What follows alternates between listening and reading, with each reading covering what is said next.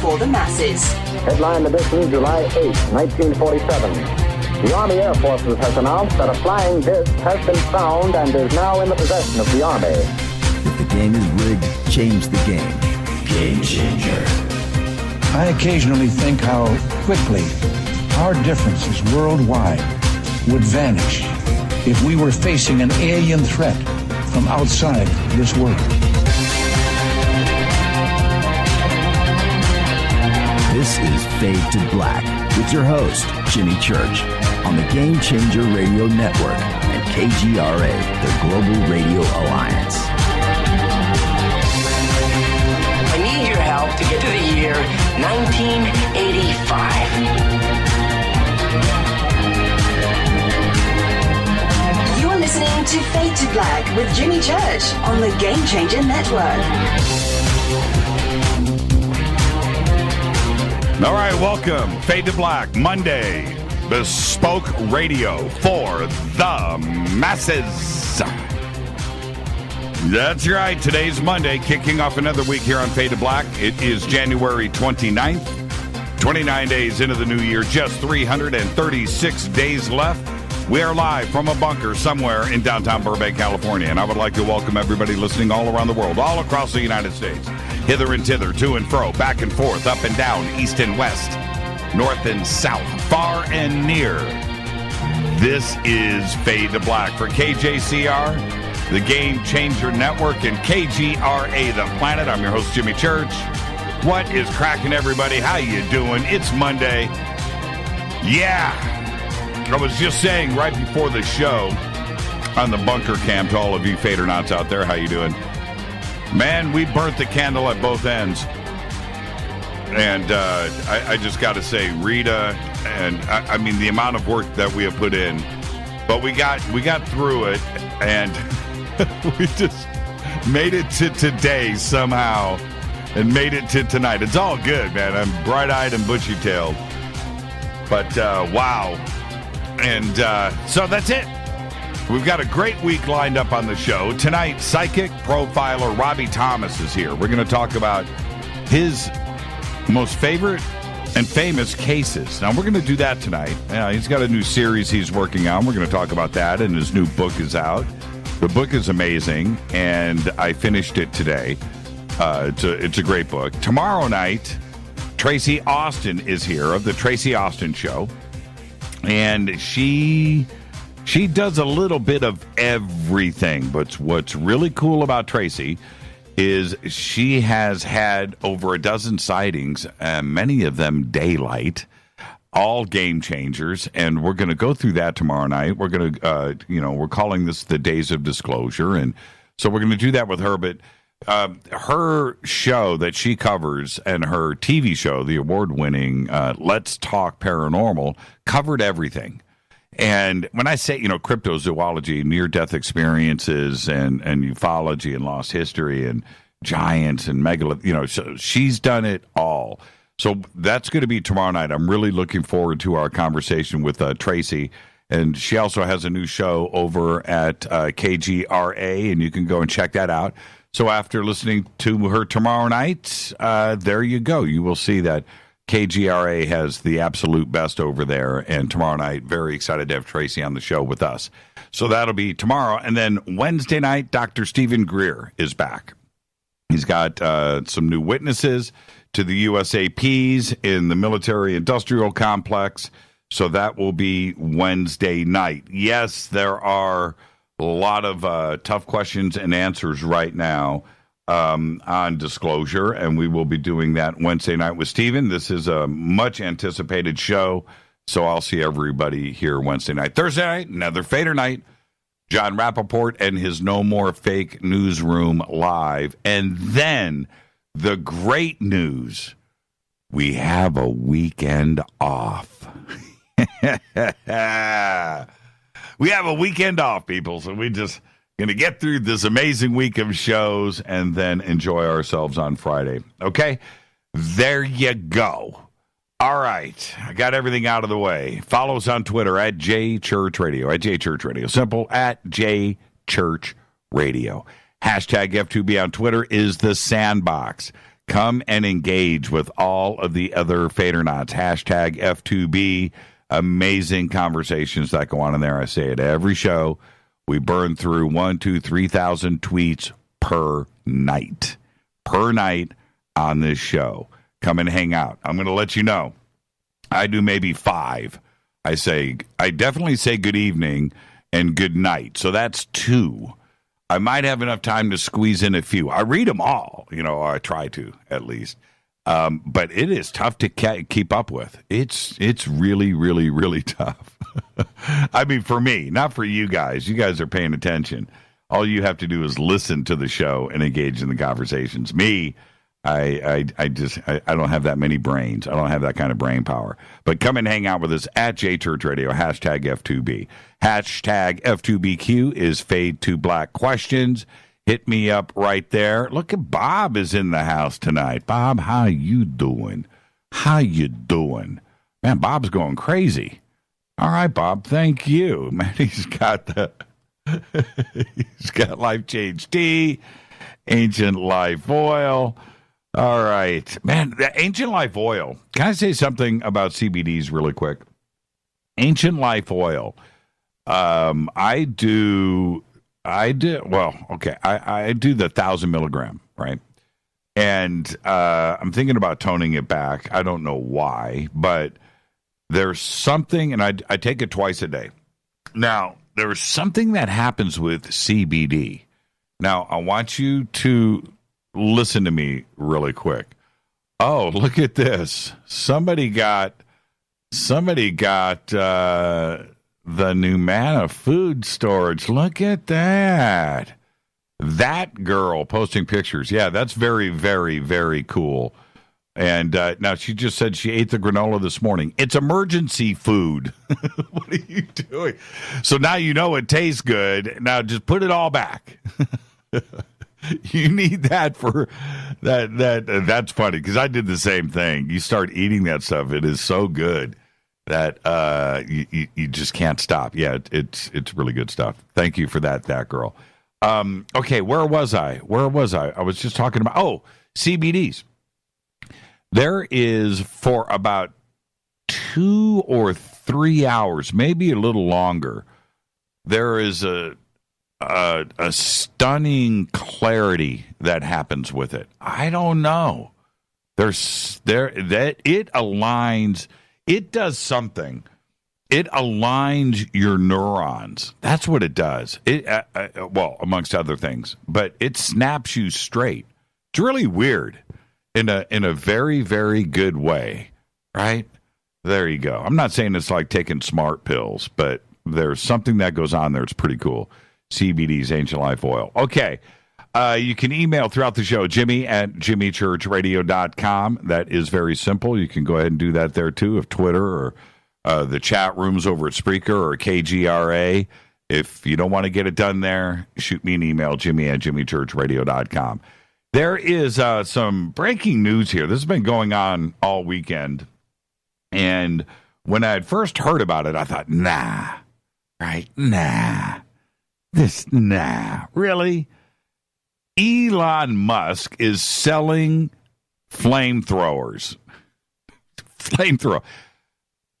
Tesla, SpaceX, electric vehicles, batteries, technology, all of that. Elon Musk, amongst other things, right? Going old school and is selling flamethrowers. Now, I need that to be digested for a second. Elon Musk is selling flamethrowers. Now, for what, you may ask? And he's been joking. It's for the zombie apocalypse. He has sold over $4 million worth of flamethrowers this weekend. The Boring Company, his company, is selling a flamethrower for $500 plus tax. And he's been tweeting all weekend these milestones that they're hitting. He sold 1,000 units in the first 3 hours between the night of January 27th and the early hours of the 28th. Today is the 29th. And this is all according to his tweets. He sold another 2,000 during the day, with that number reaching 7,000 early this morning. At that rate that they're selling, it's pretty safe to assume that he has cleared the $4 million mark, or 8,000 flamethrowers. And he says that he's selling a total of 20,000 flamethrowers. Now, I know you think I'm joking. For containing employees. Yeah, exactly. He must have watched the thing. I don't know what's going on with this. So, have you bought one? Has anybody out there ponied up $500 for an Elon Musk flamethrower? Is this the craziest thing ever? It doesn't make sense. The reason why it doesn't make sense, we're talking about a technology guy, technology corporation. You go over to SpaceX right here in downtown LA, go up to SpaceX, look at the building. It is exactly what you think SpaceX should look like. It's a monstrosity. It's blocks wide and blocks long, and it's white and polished, and it's insane. It's beautiful. High technology, right?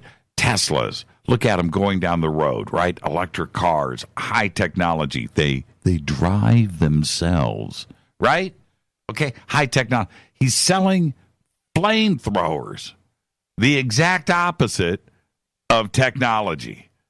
There you go. All right, thank you guys for tweeting these. There it is. I'm going to retweet that right now. There it is. A flamethrower. It just doesn't make any sense, does it? I mean, before I go all conspiracy, full conspiracy, say that he knows something that we don't. I mean, what do you need a flamethrower for? Okay, a couple of things really quick. Let's get this out of the way.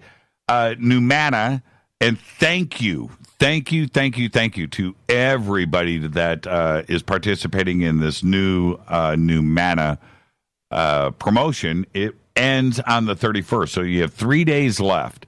And this promo, all you have to do is use the promo code Jimmy10, Jimmy 10, the number 10, 1 and a 0, Jimmy 10, and you'll get 10% off of your order and free shipping and an autographed Fade to Black t-shirt for everything over $100.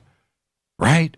It's the best deal. I'm telling you, the shipping on the food product, I mean, these buckets, is not cheap, right? So you're going to get free shipping on your order. So go. Free shipping and 10% off, right? And you start to amortize and start to think about the savings that you've got on this deal and the peace of mind that you get for locking down that emergency situation. That emergency situation will be on lockdown. All right? Emergency food made in America, 25-year shelf life, GMO and MSG free. It's made in America. There you go. All right. Promo code is Jimmy10, Jimmy, and the number 10. All one word, Jimmy10. And thank you to everybody. I mean, I signed so many T-shirts. Thank you. That is very, very, very, very cool. Our next event, it's coming up. It's coming up in less than 2 weeks now. Not this weekend, but next weekend. The Conscious Life Expo, February 9th through the 12th, 2018, at the LAX Hilton. Tickets and info are over on our website. Click on the Conscious Life Expo banner. It's right there. Click on it. Go. Come and hang out with us. We've got some really cool surprises with River Moon Coffee, Ronnie McMullen, and Life Change Tea, Chip Paul, and New Pharma. They are all going to be there, okay? I'll be hosting the Ancient Aliens panel on Friday night. I'm going to host the party on Saturday night. I'll be introducing people all weekend long, hanging out. We have our booth with River Moon Coffee on the mezzanine level. Come and hang out with us, okay? Now, we've got some really cool things that we're going to have at the booth, too, as well. So all of you Fadernauts, you know what's going on. This is going to be one of the premier events of this year. So come and hang out with us. And then right after that, I think this Thursday, I'll confirm it with Rita right now on the air. I think we're going to have Serena here on Thursday to stop by and tell everybody about the highlights for the Conscious Life Expo. So she'll be here on Thursday, right before John Rappaport. Okay? And then June 1st through the 4th, 2018, we'll be at Contact in the Desert in Indian Wells, Palm Springs at the Renaissance Resort and Spa. Now, there are just, I think, 2.5 days left for the early bird tickets on that. Okay, so go and get the special pricing for Contact in the Desert and do it now. Don't procrastinate. Here it is right here. Bob just tweeted it out. Thank you, Bob. 2 days left on early bird. You like this? You like how I'm tweeting during the show, which is a bad thing because I can't type and talk, on early bird pricing. Okay. There you go, everybody. Contact in the Desert, June 1st through the 4th. Okay, got that up. And there you go. Now, the events and how things are going to lay out and the final speaker list will be posted up in a couple of days. But you can go now to Contact in the Desert, see what they have already booked and scheduled, look at the venue. It's, again, one of the premier events of the entire year. And we only do a few events. That's it. Conscious Life Expo, Contact in the Desert, and, of course, our Fade to Black event, which we are doing this year in August up at ECETI. And we will have those announcements coming up here very, very soon. Okay, don't forget to subscribe to our podcast. We have over 795 archive shows for your listening pleasure. Custom apps, Apple, Android, all platforms, just $2 a month. Click on the podcast banner. Don't forget to become a Fadernaut. Want to become an official Fadernaut? You can do that. Go to our membership section on the site. The podcast is the podcast. Our membership area is the membership area. Two different things, okay? So to become an official Fadernaut, go to our membership section on the site. You can do whatever you would like to do. You can get the bunker cam. If you want, you can get commercial-free downloadable archives. And if you can go, if you want autographed hats and T-shirts and all of that stuff, and the bunker cam and an email to me and all of that stuff, get the Game Changer. Okay? And now also, you know what? I'll make this announcement tomorrow because we got some other cool stuff we're getting ready to launch on the site. And all of our sponsors, Life Change Tea, GetTheTea.com, River Moon Coffee, New Pharma, Ancient Life Oil, Sacred Skulls, 15% off of that order. Just mention Jimmy or Fade to Black when you order. Numana Food Storage and their special running through the end of the month. Promo code is Jimmy10. And, of course, Bearing Optics, night vision, so you can find your own green chrome balls. Let's get this show cracking. Happy birthday to today. New Queen frontman Adam Lambert is only 36 years old. That's right. He's still fronting Queen. The old version of Adam Lambert, when this whole Queen thing, Bohemian Rhapsody and whatever, what contest, what show was that? America's Got Talent or whatever. And he didn't even win, right? He came in second. That voice that did that Bohemian Rhapsody is not the guy that's doing it today for Queen. He's good. He's good. But he's not the one from American Idol. That's what I was thinking, American Idol. He was on American Idol, right? Man, I can't remember, so long ago. That was like 2000. When was that? 2008, 2009? Something like that. But anyway, he's only 36 years old, and he's still fronting the band. The tour, the last world tour ended in 2017. On this day in history, OTD. It happened. It went down. Can you talk about a few ECETI experiences? How much do these creatures interact with, and is it always benevolent? That's from Chris Martini. When do you want me to talk about that, Chris? Like right now? Right now? And who are these creatures? What do you mean by these creatures? There's a few things. ECETI is a trip. If I have time, I'll get back to it. There's a couple of things I want to talk about before I get out of here tonight. But OTD, on this day in history, 1964, Stanley Kubrick's masterpiece, Dr. Strangelove, or How I Learned to Stop Worrying and Love the Bomb, opened in theaters. And it opened to both critical and popular acclaim. Everybody loved the movie. It freaked everybody out. And he did it with humor, and it is a masterpiece. Happened on this day in 1964. And here's a fader fact for you. People's body temperature drops when they watch videos of other people putting their hands into cold water. And that is a fader fact. Adam Lambert is okay, but he's no Freddie Mercury. Yeah, I know, right? I get that same kind of, right, if you, that's from Brian. Let's see here. What's this? Morgane de Pollock? De Pollock? I can't read it. I can't read it. It's too small.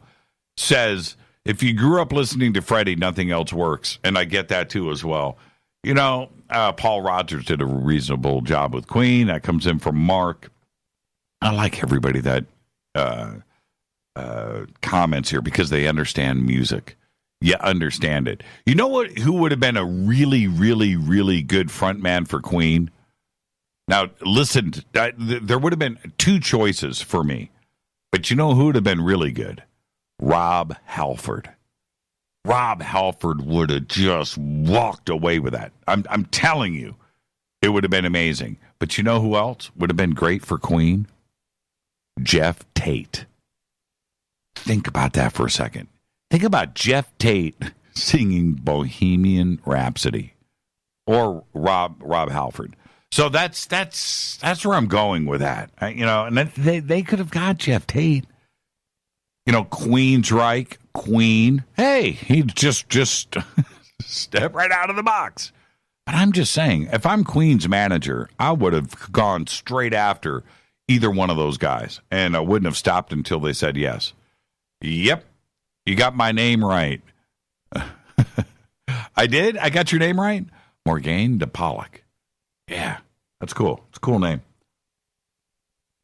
Now, you guys agree with me on the Jeff Tate thing. All right, I'll get back to ECETI here in a second.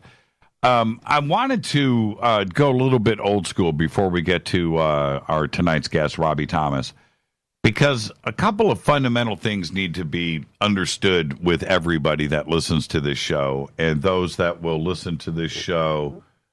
And I won't tell you who that text is from. That's pretty good. I went through some documentaries on physics over the last 2 weeks, on physics and quantum theory and quantum mechanics. Hardcore, outside of our wheelhouse, like, scientific type documentaries on this. And one of the things that I don't even know if they realize some of the things that they present here, because they're not following our community. I'm pretty sure they're not. We're talking about scientific documentaries done for the scientific community. But they have brought up a couple of things that blow my mind that we talk about on this show. And it forced me to think going fundamental. So hear me out here. Although, as fundamental as these things are, because we talk about it so much in this show, they just need to be in your 101, right? Just need to be in your 101. You're in a conversation at a party, you're hanging out with some people. These are the fundamental things you need to know and understand, right? The fundamentals. And it's the main one is this, that we somehow went from horse and buggies to the moon and to today in 70 years. 70. That's a 7 and a 0. It is such a heavy thought, right? And so these leaps in technology that have happened in over the last 5,000 years are there. Slow. Probably the most fundamental change that happened, and most people will say it's the wheel. Some will say it's fire. Metallurgy, right? Agriculture. That's a big one, actually. That's a big one. Domesticating wheat was a big deal. That allowed no more hunting and gathering, and now we were able to grow and domesticate wheat, and you didn't have to go and search for food. We could actually feed ourselves, and so forth. But that was a big deal. Probably the biggest thing that happened was the Gutenberg press. Okay, that was the dawning of everything with communications, and you didn't have to write everything out, right? You could just literally print, and what happened from there happened from there. So that was a big deal. But those, we are talking thousands of years apart, these changes. And then all of a sudden, if we take out what happened before 1900, right? You back up. You go before 1900, and that is a slow development. It seemed fast. It's fast in a million years, but really, we're talking about 5,000 years. But what happened between 1900 and today? It's 2017, 117 years. But we went from the horse and buggy to the moon from 1900 to 1968. 70 years. That is an insane leap. And then you can actually cut that in half or less than. And I'm talking about 1947. Now, 1947 was brought up so many times in these videos and documentaries that I've watched over the last couple of weeks outside of our community. And they keep referencing this here because there were these breakthrough things that happened, not only with Einstein and quantum theory and quantum mechanics and of course the study of atoms and electricity and circuits and communication and flight and jet engines and 1947 is this breakout year. So if you really want to think about it, it was 1947 to 1968, and now we are talking about 20 years, 2 decades. 2 decades. 1947, jet engines were just starting to happen. Still a lot of prop planes out there, and that includes passenger planes. That was all props. Props. And we went from that to the moon in 20 years. Unbelievable. Unbelievable. And when we talk about the electricity side of things and science, okay, that's all there. That's solid. And jet engines, rocket engines, technology, and to get to the moon in 20 years. 20 years. 20 years. We still haven't, figured things out past it. But anyway, it is such a fundamental thing to stop and contemplate. Today, we are actually dealing with today in the scientific community, not our community. The scientific world is doing nothing but focusing on quantum mechanics, quantum theory, multi-worlds, parallel worlds, and the activation of things like teleportation. This is the focus. The interface between our brain and a computer. Holy crap. This is what they are working on now. How did it happen? What scares me with that, and now I've got to leave. I've got to get in Robbie. What really scares me with that, ultimately, is our education system. And where are we going to come up with the brain power to continue this? There's a lot of bright kids out there. There's a lot of issues with the education system, too, as well. And how do we keep this moving forward? How do we keep the bright minds there? We have to keep advancing, right? Think about that. It's Fade to Black. I'm your host, Jimmy Church. Our guest tonight, Robbie Thomas. Oh, yeah, psychic profiler. I'm going to take a break right here. When I come back, it's going to be all that. I'm your host, Jimmy Church, on the Game Changer Network and KGRA The Planet. This is Fade to Black. Stay with me.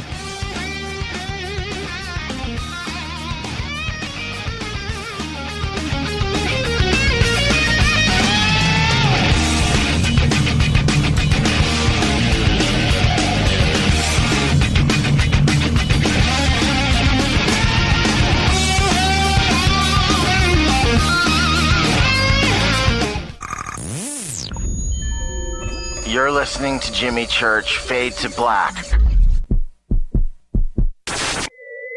Fade to Black will now pause for alien identification. The station that talks the net. KGRA Radio.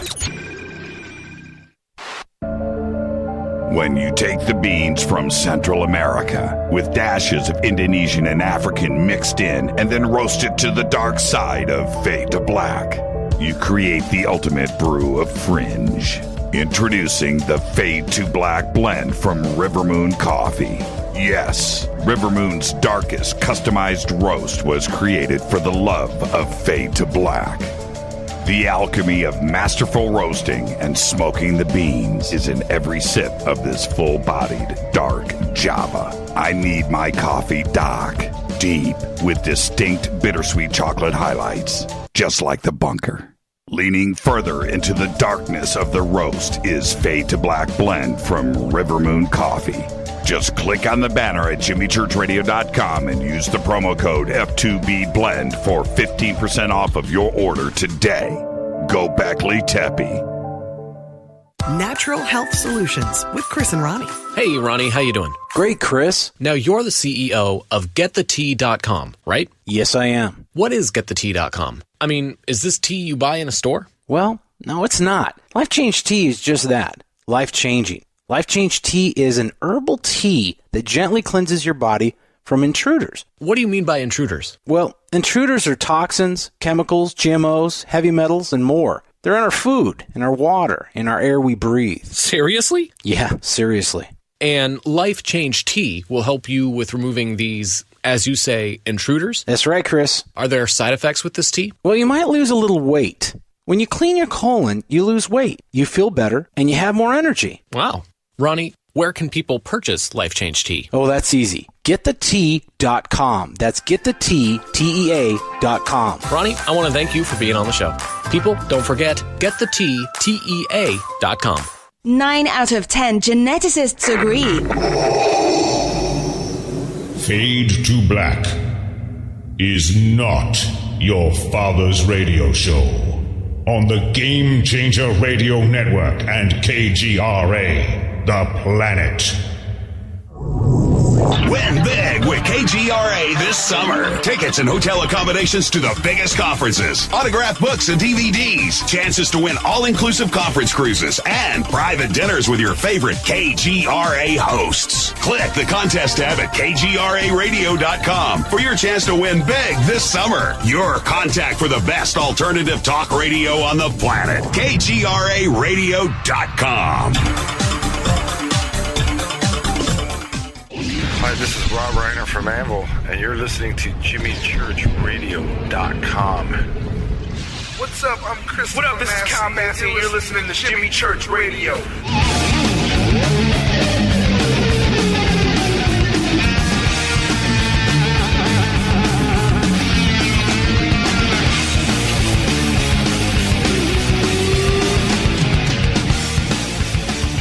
All right, welcome back. Fade to Black. I'm your host, Jimmy Church. Our guest tonight, Robbie Thomas, psychic medium, spiritual counselor. We're going to get to that in just a second. Unbelievable story with Robbie, by the way. And this segment of Fade to Black is proudly brought to you by Life Change Tea. And starting with their super strength tea, we take all, not all, most, we are all on the Life Change Tea regimen here at Fade to Black, friends and family. Use the promo code FADER, F-A-D-E-R, right now, and you will get, and that includes Ancient Life Oils, you'll get free shipping because you are a Fader-not.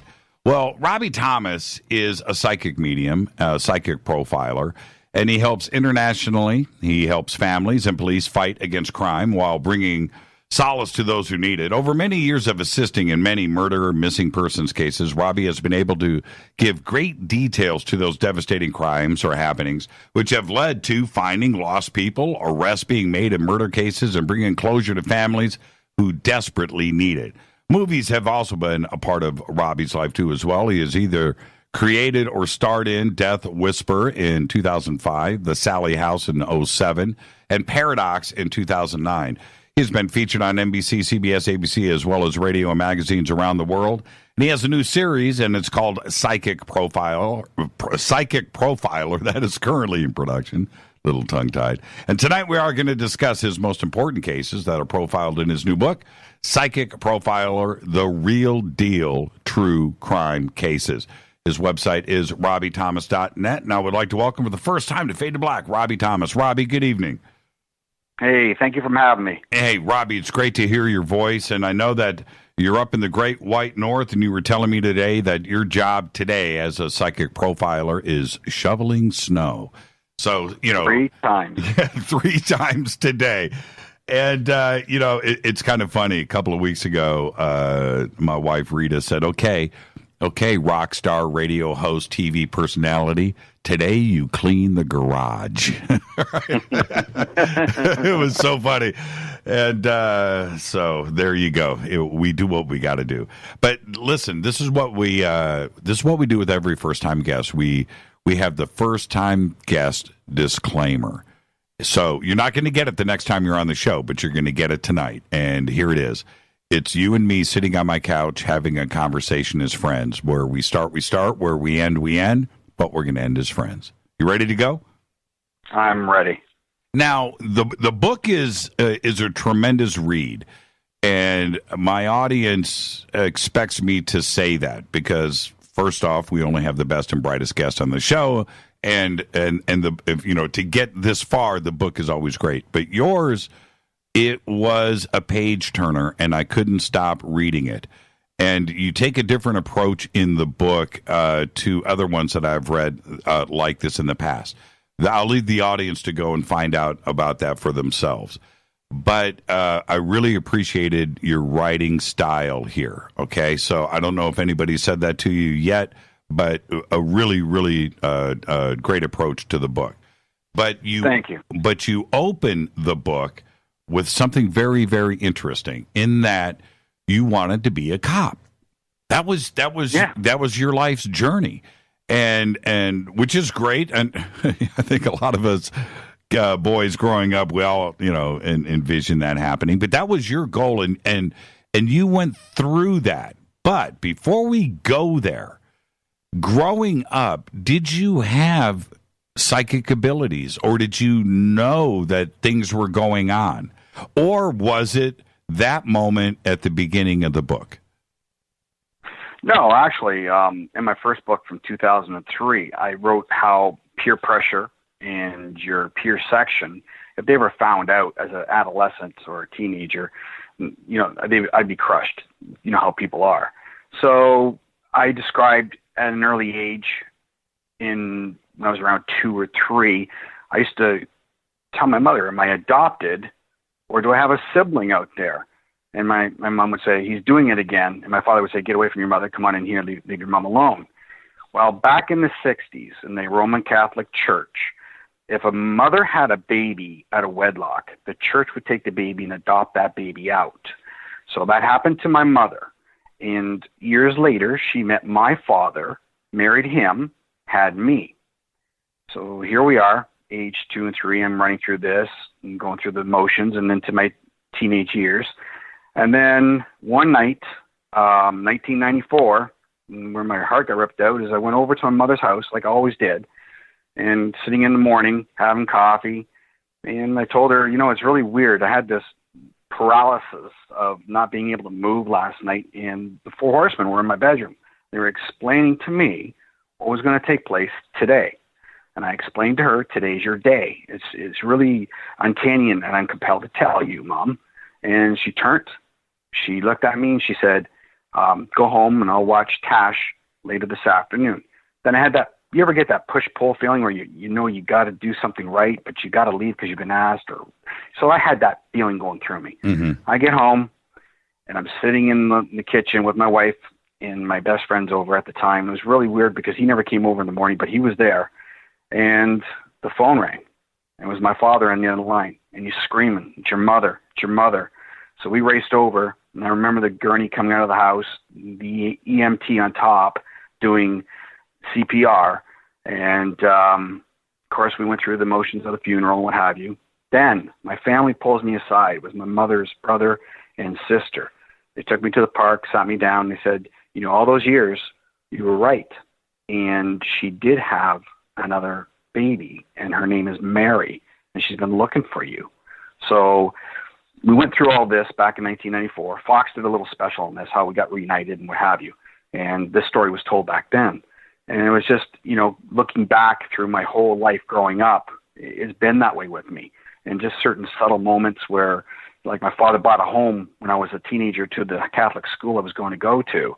The man who owned the home prior passed away in a fire. So my father bought it. We remodeled it that summer, and I was getting into bed. I remember shutting the light off, looking out the window. It was a nice full moon, hot August night, and I seen him. He was standing right there, full apparition. So I pull the covers over my head, of course, scream. My mother comes running in. He's gone. And I learned through the interaction with that gentleman who kept coming back once in a while that his three friends across the street, Mr. Leach, Mr. Waters, and I forget the other gentleman's name, Mr. Harding, were going to pass away. And he told me exactly what was going on. Well, Mr. Leach was a very stout man, very rigorous. And I remember it was no time at all. He was a very thin, frail individual holding his pants as he walked across the street and would sit on the front porch with my father and talk to him. And I was just gazing at this man. I knew it was going to happen. Sure enough, Mr. Leach passed away. Mr. Waters died in a hunting accident, and then Mr. Harding died of a heart attack. They're all three of those gentlemen adjacent from my home were best friends with the gentleman who lived in the home that we took over. So all this kind of stuff happened with me all through my life. And then, as you say, I decided I wanted to be a police officer. There's something going on here. And when I say that, I'm saying in our community, in the world at large, that we are starting to recognize that there is something very unbelievable that is going on, these abilities. But the law enforcement, there are some that weren't, but in general is reticent. They don't want to give in. Are they starting to relax a little bit? They do come to you for sure. But what do you think about law enforcement in general starting to embrace profilers like yourself? It's been a long road for myself. And, you know, looking back at the 28 years that from my very first case, you know, right up until the many cases this past year, being in Washington, sitting with the DSA office inside there, talking to the head detective and all the rest. There was NSA was there. I couldn't believe they brought an NSA individual in on this case. It was a CIA individual's daughter who was murdered. And, you know, I'm sitting with all these people who are very prestigious in the law enforcement agency in the field, you know, and the detective turned to me and he goes, you know, I'm atheist and I don't believe in this. And he went through the story about how his mother died, and that turned him to not believe. So in the motions of investigating for the few days, and I told him exactly, he handed me a map. I got off the airport in Ronald Reagan Airport. We're a little late getting in there. We get into the meeting, and he goes through the motions of explaining certain things, show me the perp, show me certain things that were involved in the case. And he goes, you know, we need to know where she is. And he hands me a map of Maryland, Virginia, this big map. And he goes, find her. That's how he said it. And so the meeting concluded, went back to my hotel room, and I was a little perplexed, a little bit, you know, upset because it just didn't go the way I figured it would go. Mm-hmm. And so I grabbed the pen, and I circled on the map or a little road by Andrews Air Force Base, and I threw the map down. My wife says, "You're not done." I said, "Yeah, I'm done. I'm fed up. We should have the meeting should have went different, but this is how it is." But spirit guides you in that kind of way. The next morning, I bring the map in as we went to the office, and he looked at it, and he looked right at me, straight up, and he goes, I'm going to tell you right now, that's the road I was looking at out of all this area. That's the road. He goes, you don't know this, but her phone pinged off that tower over there and between this tower over here. You didn't know that. And then he gets in the car, and he takes me, and he goes, how about this area? He drives all over Maryland. He's trying to confuse me. And I said, no, this isn't it. I went back to the road, and I said, this is the road right here. And I explained how she was wrapped in a blanket about 100 feet off the road into this area. And I said, dumping ground. I'm in Canada. I'm writing all this down prior to getting there, by the way. Mm-hmm. And I faxed all my material. You drive down that road, and that road is literally a dumping ground. People dump mattresses, everything in that short little road area that's off about Highway 4 area. Right. And it was amazing. And sure enough, a year to the day, I get a call from the mom. She goes, they found a body. And I said, oh my gosh, and I'm praying, and I'm going, this is it. She goes, they're doing dental records. Now this is going to flip you out. So I said, okay. And then I get a phone call back. And she says, a few days later, she goes, it's not her. You found somebody else's baby. I said, oh my gosh. So Spirit led me to exactly what I was doing and found somebody else's daughter that was wrapped in a blanket, exactly how I said, 100 feet from the yard, from the road. And what happened to her daughter? Her daughter it's strange, and I don't understand it because, being Canadian, looking at the American laws is a little bit different. She went missing in one county, different than where her phone pinged in a different county. So we can't arrest him for murder without a body. We found a bag with certain information that's in that bag pertaining to that. Testing is going to cost a lot of money. There's very different variables in this case why they're not doing it, and that I can't get into right now because it's very sticky. It's a sticky situation. And it's an open case, right? It's still open. Yes, absolutely. Wow. Okay. There's another. I've got to ask you this because in reading the book, you are exposed to in a lot of these cases things that you can't control. You're seeing things or what have you. Some of it is pretty heavy. Okay, we're dealing with very, very, very heavy subjects. How do you turn around and confront the family, or do you do this through law enforcement and have them handle this? Because some of it is extreme. It is. It's like you say, it's extreme. When we handle stuff like this, we sit with the families, with law enforcement. There's certain things we kind of take out of that perspective of them knowing. We don't want them running out down to the person. We don't want them running to the scene, right? And stuff like this. So we have to know how to be very delicate in those situations. I just come accustomed to this over the years by listening and learning from law enforcement themselves. So when we look at one case, the Brewers, the father son, who were butchered and murdered really bad. We had Detective DeLay.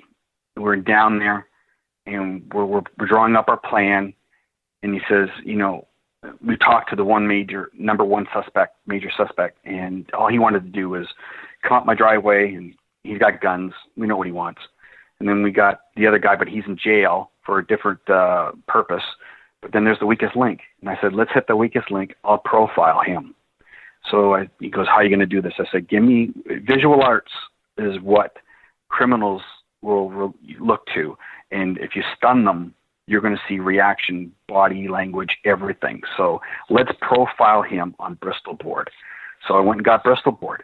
I profiled him as an individual. I profiled him during what was going on and post. And I put it all down there, black and white. Went down to his driveway and met Bobby, and because he agreed. So we went down and met Bobby, and I'm holding the recorder under Bobby's face. And then Andy's getting a little upset because he's not going what Andy wanted to do, and we're playing good cop, bad cop kind of scenario. Mm-hmm. So he says, you handle it. So I did. And, I got a little bit perplexed on what this kid was doing. And so a few verbal words came out, and then I started on him, and he's realizing. And then Andy goes, you know what? He profiled you. And he goes, read this. And he opens up the SUV, pulls out the Bristol board, puts it on the back of it. And he says, read that. And the kid stood there, and he read everything. And he turned white. When I looked at him, and I had the recorder there, and I said, I know you didn't do it, but I know you were there, and you took part in this. And he's shaking his head, yes. But I wanted the words to come out of his mouth. And I said, you can say it, you can say it. And he said it. He said, yes. So we had him. It was all on, he was stunned. It was all on the board. And he said, yes. So we had him on tape. And we go back to the sheriff. And as you read in the book, Andy says, the actual sheriff and lieutenant and everybody was in there, they were kind of crooked. So they're out now. They're not there in office anymore. The individual Ronnie, suspect number one, when I was on the phone, I was onto the phone with him for many times. And as I did, I tried to get into his brain and tell him that the two people that you just butchered and killed, they're going to be with you all the time. You're going to be thinking them. You're going to be feeling them. They're going to speak to you. Sure enough, Ronnie couldn't take it anymore. He went to see a psychiatrist, admitted himself. He gave a deathbed confession saying that the gentlemen were speaking to him, and then after a while he committed suicide. So that's a deathbed confession, admittance of what he did. Then there was another character, like I mentioned, and then he committed suicide. He's gone. We're waiting for Bobby now to either break. We've been watching his social media.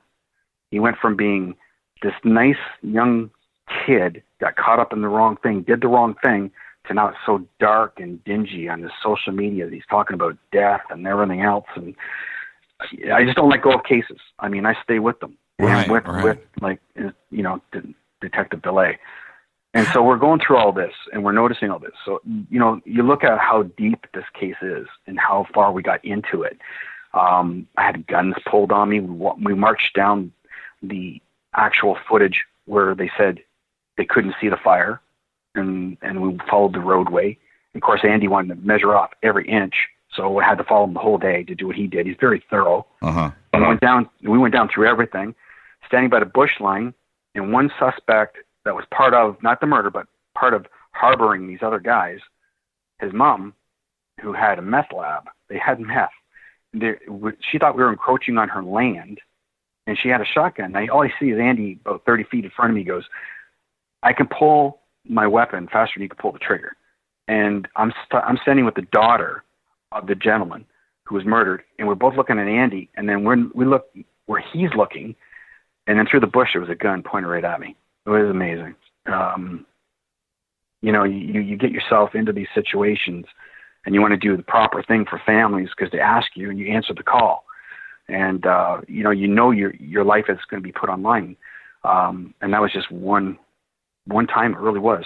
You talk about, and we're going to, there's one case I want to start off with when we come back, which is the shadow. But, okay, so you know what I'm talking about, but we'll set it up after the break. The cloud, the shadow thing. But how does this come to you? Because you reference in the book where your pen or, things are guided, like the map, right? You drew the circle on the map. How does this come to you? Are you asking for it, or are you online all the time, if you know what I mean, to the other side? How does it come to you? Yeah, it's a mixed breed, if you will, of what you just mentioned. And I ask for guidance. I pray a lot.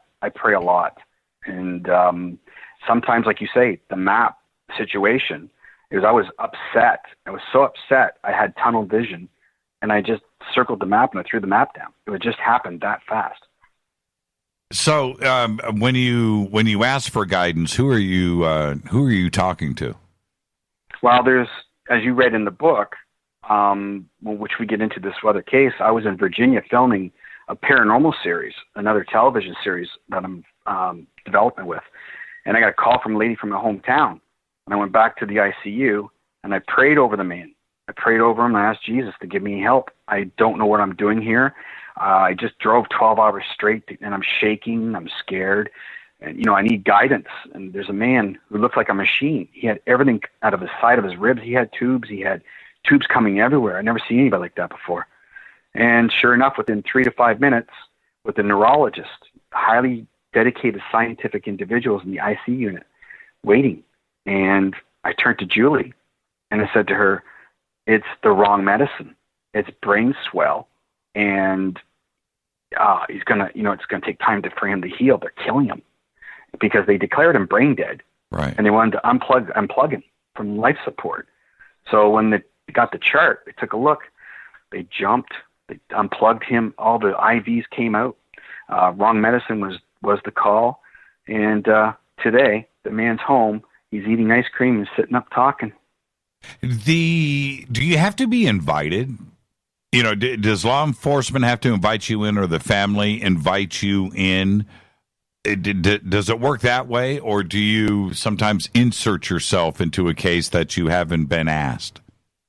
I've inserted myself into one case where a young girl, 2 days prior to her going missing, I seen where she went missing, drew up all the diagrams, the tree line, the pile of rocks, the Mennonites, the village, or the laneway and what have you, and the wagon wheels, a whole bunch of stuff. And I did another show in my hometown, in the radio program director, and he says live on radio, you showed me all this stuff before they started investigating that. And he goes, I was a skeptic, but now I'm a believer. And so all that drawings went to the family. I inserted myself into that case.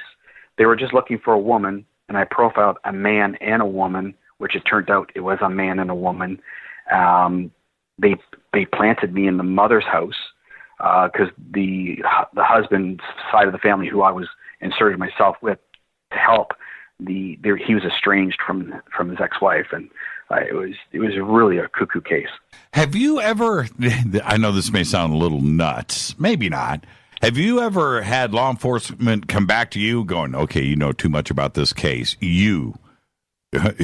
We're taking you in, right? You know what I mean?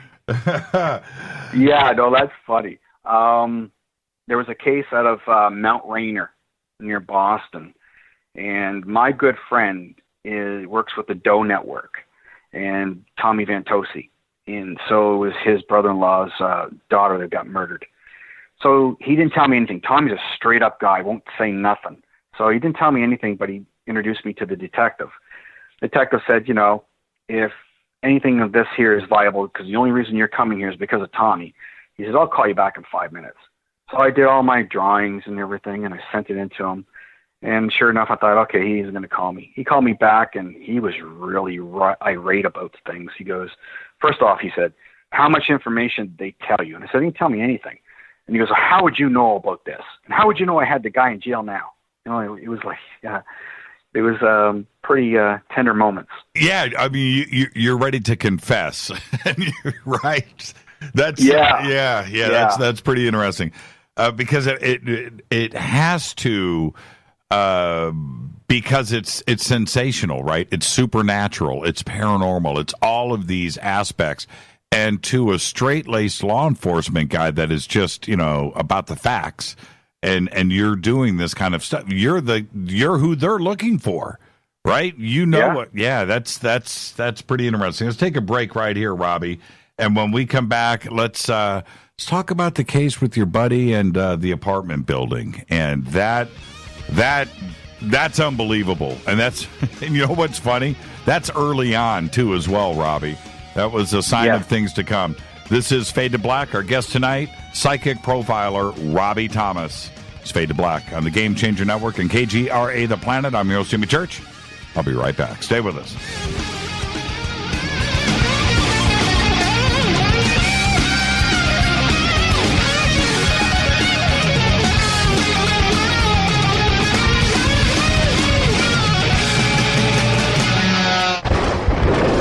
This is Fade to Black with Jimmy Church on the Game Changer Radio Network.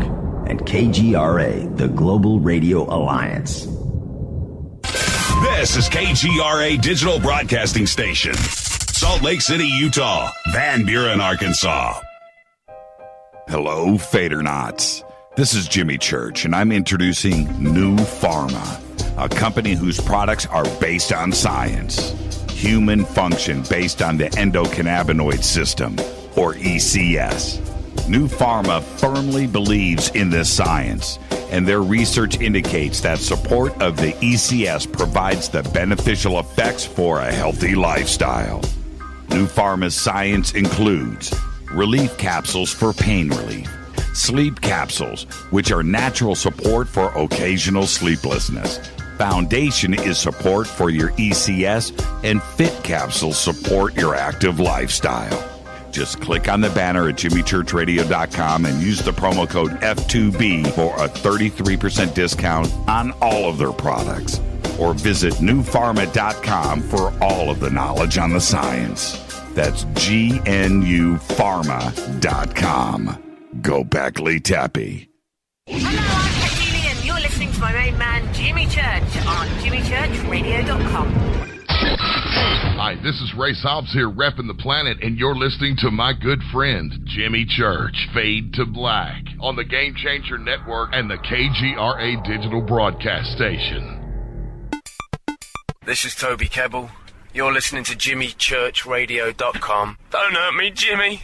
I'm only little. Hey, I'm Adrian Grenier. And this is Ari Gold. We're the Honey Brothers. Yes. We are of the Honey Brothers. Hey, I'm Adrian Grenier. And I'm Ari Gold. We're the Honey Brothers. And you're listening to Jimmy Church. The Revolution. Ancient Life Oil. Life-changing. The real oil. CBD is truly ancient life oil from the source. This oil has no psychoactive effect and is also legal in all 50 states. When you're healthy, you're happy. The truth about this wonderful plant is that it wants to give back to mankind life, longevity, and happiness. Ancient Life Oil are golden grade, all organic, non-GMO, and infused with high-quality liquid coconut oil. It's simple. Just go to ancientlifeoil.com today. That's ancientlifeoil.com. The best, purest, organic, and non-GMO CBD in the world. Go back, Lee Tappy.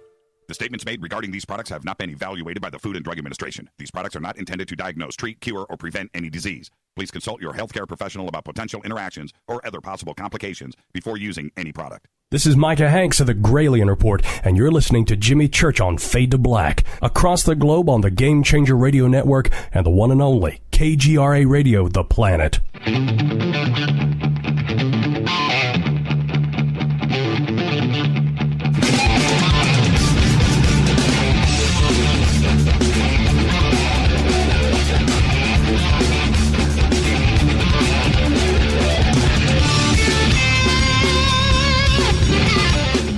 Welcome back, Fade to Black. I'm your host, Jimmy Church. Our guest tonight, psychic profiler Robbie Thomas. This segment of Fade to Black is proudly brought to you by River Moon Coffee, makers of the Fade to Black blend.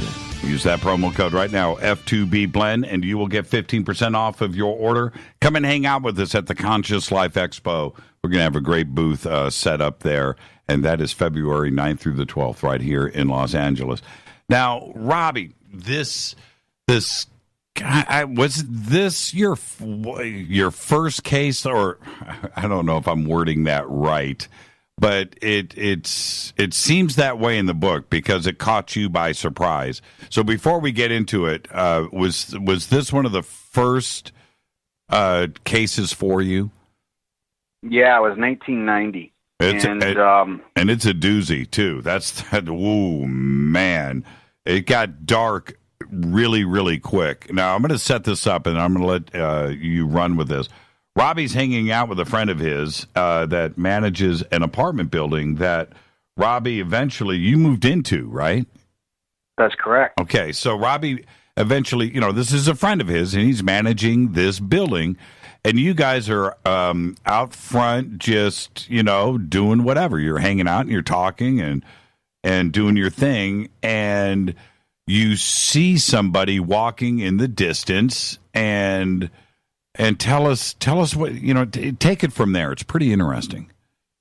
Yeah, I was just chewing the rag with Greg and enjoying the day, and I noticed this individual over his shoulder. But it was different because when I see people who are really bad, or if I'm around people who are bad, there's a black essence around them. So this individual had a shroud. It was huge. It was black. It was around him completely. And I watched him walk, and as I kept my eyes off of Greg onto Jesse, a.k.a. Jesse, and he walked into the apartment building, Greg looked over his shoulder and turned back. He goes, "That's Jesse. You want to go and meet him?" And by then, Jesse's already inside the apartment building. Now, picture this. He's a 5'0" miniature Eddie Van Halen. He looked exactly to a T like Eddie Van Halen. The long hair, right? Everything. Right. So we make it up into his apartment. We're sitting there. Greg's introducing me. And this is the time I'm going through to be a police officer, too. So I'm a straightforward guy. My line of questioning, it might be a little bit blunt at times, but that's just my nature. And it took over at that time. And so he caught on to the way I was addressing him. He was kind of not keen to me in the beginning anyways. His girlfriend was pregnant. And she was walking back and forth from the little dining room area. If you picture an L shape, it goes L shape from the little dining room area into the living room area. Mm-hmm. And she's going back and forth, and she's getting nervous because it's getting heated up inside there. And then he turns to me and he goes, "Are you effing hot?" And I didn't catch on what he meant by that. And he goes, "Stand up." And he goes, "Are you effing hot?" And I, "What?" And he lifts up my shirt and he starts patting me down and looking for, and then again, I caught on. He was looking for a wire. He thought, and at the time, which I did not know, which you mentioned a surprise, he was going through court over this murder of Mark Campbell, a little boy who came from Quebec, Canada, with his family to Sarnia, my hometown, and he was working in a gas station, a little cubicle, no more than 6 by 6 with plexiglass. And so he pushes me down. He goes, "You want to know the story?" And he starts explaining. Let me jump in for a second here, Ronnie, because it's so interesting how this unravels. I want to back up really quickly. Yep. What brought you to Greg?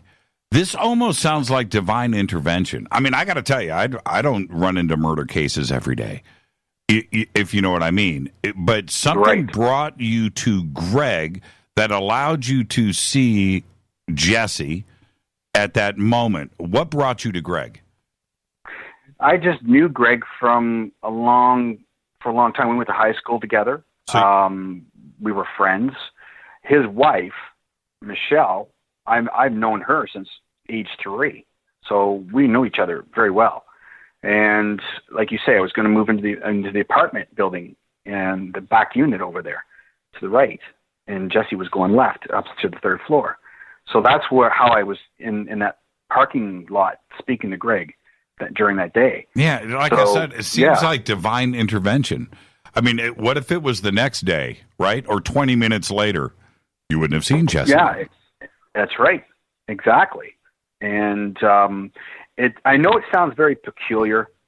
And then there's another case in the book, too, we're going to touch upon. But, I mean, right place, right time. You know what I'm saying? Here we are. We're going through the motions. And this guy he blew off. He just caught on too quick.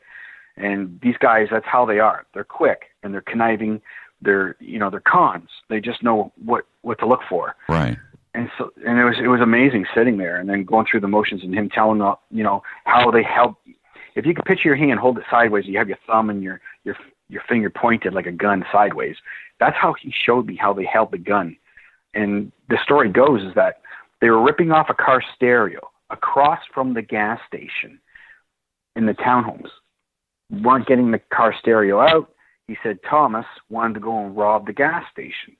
So Jesse and Thomas went over to the gas station. Thomas pulls out the gun and he goes, "You should have seen him. They're popping him like this." And he goes, "He's hopping like a rabbit." And that's how he was explaining it to me. It was like he had no remorse. He just had a big smirk on his face, and it was just ungodly the way he was doing it. And then he asked us to stand up. By then, Greg's already at the door. He's freaking out. He's getting out of the apartment. And Jesse grabs my shirt and pulls me in by the shoulder with grabbing my shirt. He goes, "If you tell anybody, I'm going to kill you." And he pushed me out the door. You know, he must have realized I'm going to go and talk to them. So I went and I down and talked to the detectives. And the detectives say, "You have to go back and befriend him again and wear a wire this time." Because this is where I learned now that they're in court with him over this murder of that little boy that came from Quebec. And I said, "Are you kidding me? There's no way I'm going back. He made me, and he already threatened me. There's no way I'm going back." And during that time frame, too, when I was with Jesse, he explained that he's going to get off because of an alibi and technicality, this type of thing. Sure enough, exactly what he told me in that apartment is what happened in court. They had people pulling for them, saying they were in a different city at the time, and he explained where he ran, and I knew everything. It's just that I'm not going to go back and wear a wire. And, you know, I tell people who they feel they have this type of gift, do never put yourself in a situation like I did. That was the wrong way of doing things. And that's how it evolved. That was my first case. This is not to make light of this, but you look like a cop, right? So going back, I mean, that's how we made you the first time. You look like some kind of confidential informant. You look like, you know, undercover, and he went straight there. Going back to the well a second time, wearing a wire, you know, looking like you do, he probably, that may not have ended well. No, not at all. And, you know, I'm glad you brought that up, because Thomas Cook, he murdered again shortly afterwards. He saran wrapped his girlfriend and watched her. She couldn't breathe, and he watched her die in front of him. She couldn't breathe for the saran wrap, and he gave himself up. He's in prison now. But Jesse, he's somewhere out west in Canada. Wow. And are you going to stay with this case? Is there anything that you can do? No, because once you get, you know, acquitted on something like that, there's no way they can go back and get him for murder. You know, it's funny because where I used to go work out in the gym, his brother used to be one of the guys trainers in there, and I used to bring it up to him all the time, right to his face, but he didn't like it. You know, I don't like criminals. I don't, and I'm scared. I'm not scared of anybody. So I mean, you know, it's just something like that. It's he'll get his karma's going to get that fella. And now let's jump up in the timeline here. Well, I'll leave it up to you. But what I found interesting is that a bunch of these cases here are all recent. You know, we're talking about 2016, 2017 that happened on a book tour for you, and in front of a large amount of audiences, or large audiences. But also with, you know, U.S. Marshals and so forth that were all present as these unraveled. Again, I think it's almost divine intervention that is going on here to have certain things happen with the audience, with people in the audience, with the detectives and marshals on stage with you. Written materials, envelopes, you know what I'm talking about. All of this goes down, and it goes down the right way, but it always it's so accurate. It's a mind-blowing read, and this is all recent history and documented. Yeah, that's the best thing. See, I figured this out for years. How could I bring something forward that would be instrumental to help other individuals and law enforcement at the same time? So read between the lines in the book. It's showing you how to do things proper. It's just not, here's the story. There's everything in between. So I'm thinking double-fold here. And in doing that, it was a Psychic Justice Tour, 2010. That's when I did the Psychic Justice Tour. I thought, what could I do to help families on a vast scale that no one's ever done before, but in front of an audience? And so we came up with the idea of traveling through North America, start out at my hometown, go to Toronto, Canada, cut across, go to Iowa, Indiana, Kentucky, Ohio, hit all these places and do all these instrumental moments with law enforcement and families. So the one with the U.S. Marshals in Ohio, it was a gentleman. He sent me a photograph, and all I had was the back of the home. There was no window. I couldn't see no windows, doors, or nothing. And the firebomb expert said to me, "I need you to tell me what happened in this home." And I'm on the phone just looking at a photo on the internet. And I started explaining what happened. I said, "I see him shot in the arm." And he got quiet. I said, "But there's a door to the other side." And I go in, I can't breathe. It's like my throat just shuts off. And he stopped me and he goes, he turned to come out. The man shot, hit him in the arm. He turned to go back in. But when you go back into the fire, your esophagus and your throat just seizes up. You can't breathe. So that's what happened to Robert. Get down to Ohio. The family's there. There's a vast amount of people. I mean, there had been more than just family. The room was packed. It was wall-to-wall people. And I'm holding this meeting, and people are there, and the U.S. Marshal fella, he brings boxes of material on a trolley cart thing sitting to the left of me. I'm explaining who I am, what I do. The night before this all took place, there was an investigator that was working with the U.S. Marshal, and I was staying at his house, and I wrote down a bunch of information. And I said, "This is what I want you to put in your pocket and hold this till the next day. When I start bringing it up, you're going to see that the U.S. Marshal is going to say, 'Yes, this is true.' I want you to pull that stuff out of your pocket and show them that I knew before I even told them." When this comes to you, Robbie, really quick, I don't mean to be rude, but when this comes to you at that moment when you're writing this, do you have a signal? Is there something that it reminds me of The Shining, right? Right. You know, he always smelled oranges right before the event. For you, is there something that happens right before you start writing? Yeah, like I said, I get that tunnel vision, and it's like so focused. No matter what is around me, it doesn't bother me. It's because I'm centered, focused on what's coming in or what I see. It's played out like a movie, and I see it. Comes in flashes, and like the one case where I drew with a boy and the murder that we'll talk about too, another one. It's like central focus. I know what I'm as there for because we're discussing this topic, this matter of moment. So I have to be centralized in what I'm doing. So I'm doing the automatic hand drawing. Right. I'm writing down my thoughts. It's all going on paper. And I wrote to him. I said, insurance policy. There's somebody got paid out big time on something that wasn't worth the amount of money. They got that, but there was another insurance policy, and somebody bought a home in a different state. I'm writing all this stuff down. And you don't know what you're writing, do you? Sometimes I don't. Sometimes I don't. Right. It just comes out. Yeah, right. It comes out. And other times I do. And then I question it. I say, why would I say that? It's got to be tangible. It has to be real because it's going down on paper. So we get in there, and I'm talking about all this, what I just discussed to you, and the marshal pulls the lid off one of the boxes, and he pulls out a file, and he goes, "You're kidding me." He goes, "It's right here." He says, "Nobody knew that." And then Roger pulls out a piece of paper, and he goes, "It's right here. He wrote it down all last night." And he showed him. So I had to convince him that we were on the right track. That was my method of doing this, so that we'd know that we're doing this proper. Now, I got that out. I'm looking down the aisle, and I noticed this punk. And I had my eye on him a little bit, but he had this phone, and I could see the light on it. He had it open, and I knew who was on the other line. It was the guilty party. And this kid infiltrated this meeting, had the phone open, and I walked right up to him, and I said, you got that, explicit words I used. And I said, you got that open in my meeting. And he shut it, and he left.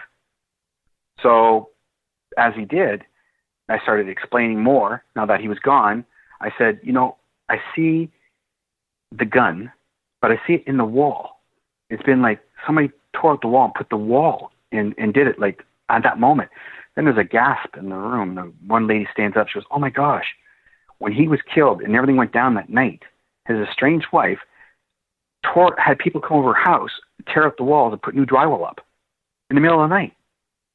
And that's where, so the U.S. Marshals are trying to get that home, and the gun and that's in the wall, and everything just fit into perfect place, and the insurance and what have you. How it went down, the guy's name, I mentioned the guy's name.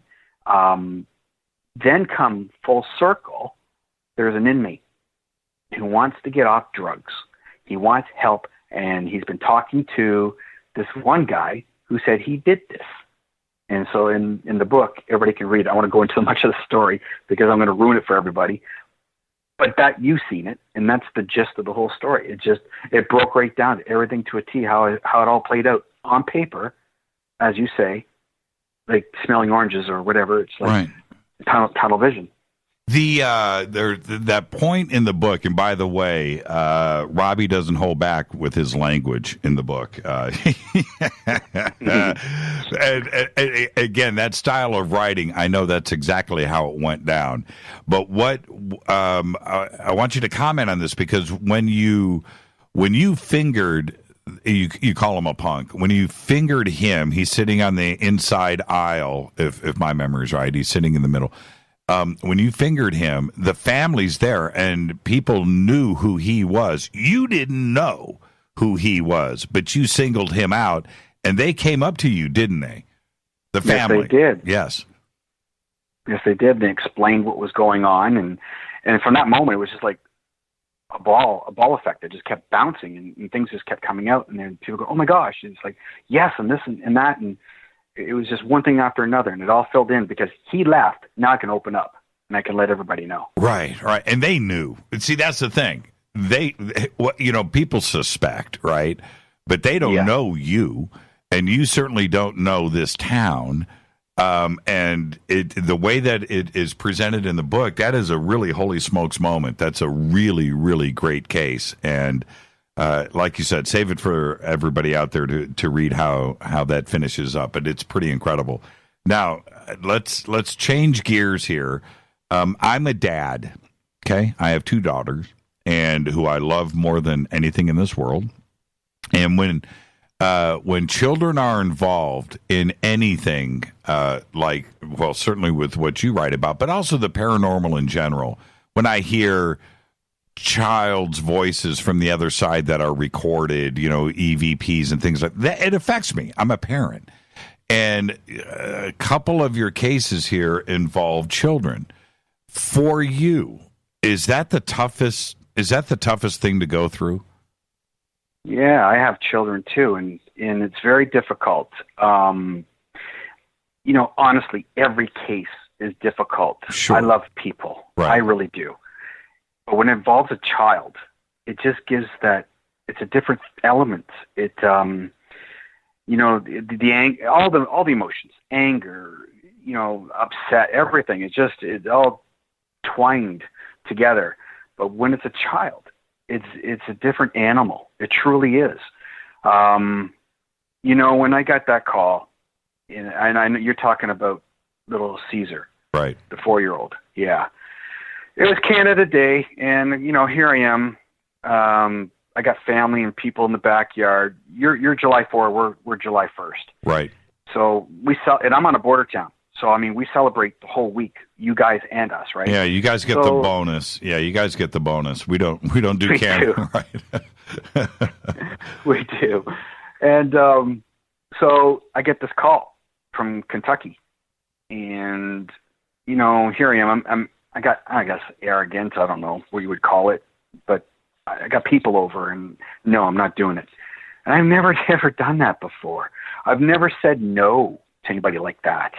And I turn around, my wife's right there, and she goes, "No, you call that lady back, and you do it." So I ended up calling her back. They sent me a photograph. Again, here I'm looking at this 4-year-old little angel on the internet, and that's all I had was him and his name. What did she say to you during the phone call? What was her name? Francine? Frances. Frances, yes. What did Frances say to you in that phone call? "We have an urgent matter of a missing 4-year-old little boy, and would you help?" I talked to the detectives, and she was like the liaison going back and forth between us and them.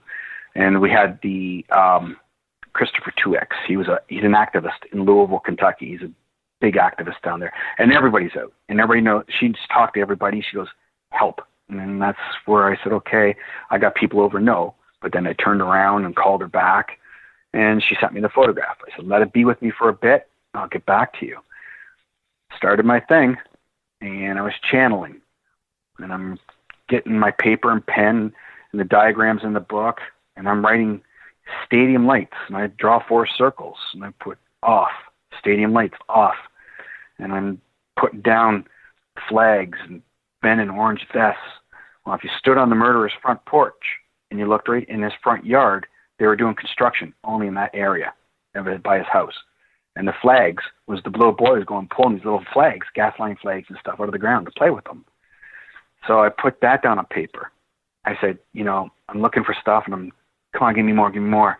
And I get John. I put down John, and it's by the stadium.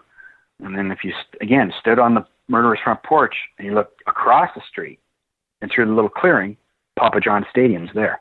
Now, did you just say standing on the murderer's front porch? Right. I want to be clear here. Okay. Yes, absolutely. And the diagrams are all in the book, too, aerial shots and what have you. Now, I write down repeat offender, 2 boys. Well, this guy's MO in his record, he's a repeat offender of 2 young boys. So all this stuff is fitting now. We're profiling this individual, and I still don't have a name, and I don't know what he looks like. And I'm going through the motions, and then there's a break, and it's like, oh my gosh, and I know what's going on because I can feel it. It's almost like, if you ever break off with your girlfriend when you're a young kid, you had that sadness that you had, that overwhelming, you feel like rejection is gone. It's taken out of your heart, it's pulled out of you. That's what it feels like, honestly. That's what it really feels like. It's like ripped right out of you. There's nothing there, and I'm mad.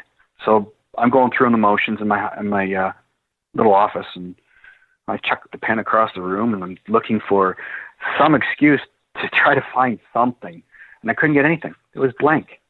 And then all of a sudden it started again. And then here we are, and I'm getting flashes of this guy through a 4-year-old's eyeballs, and I'm drawing as quick as I can. Then it flashes to something different. I'm writing stuff down. And then I go back to drawing this guy again. If you look closely at his ears in the diagram, you can see the one ear is a little bit more to the right. You look at the mugshot of the guy, his ears are a little more to the right, how pointy they are. It's perfect what the 4-year-old boy was showing me. So I'm going through all this, and I go, and I spoke out loud, and I said, give me his name. And he did. He gave me Cecil. And I wrote Cecil at the top of the page, and I put an arrow down to his head. So now I know the monster. I know who he is. I got the other particulars that I could hope that will fit where he is. And then, dogs in the basement and stuff like this, and there's all these other features that went on the paper.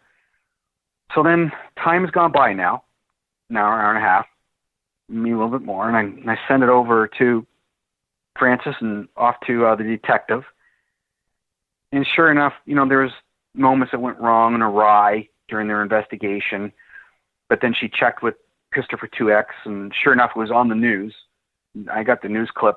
I play it once in a while, and I throw it on Facebook, and it says, Louisville police got the break they wanted.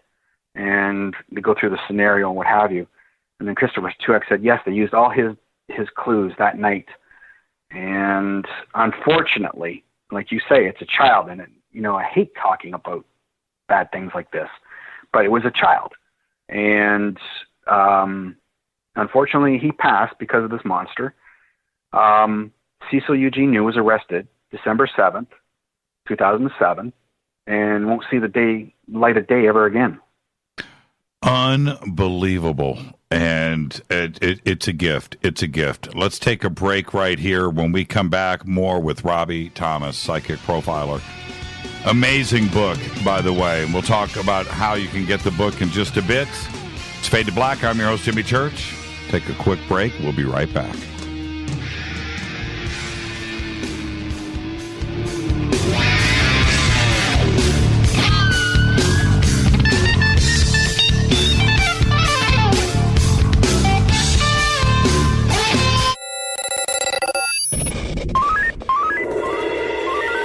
Way out here, we listen to Jimmy Church.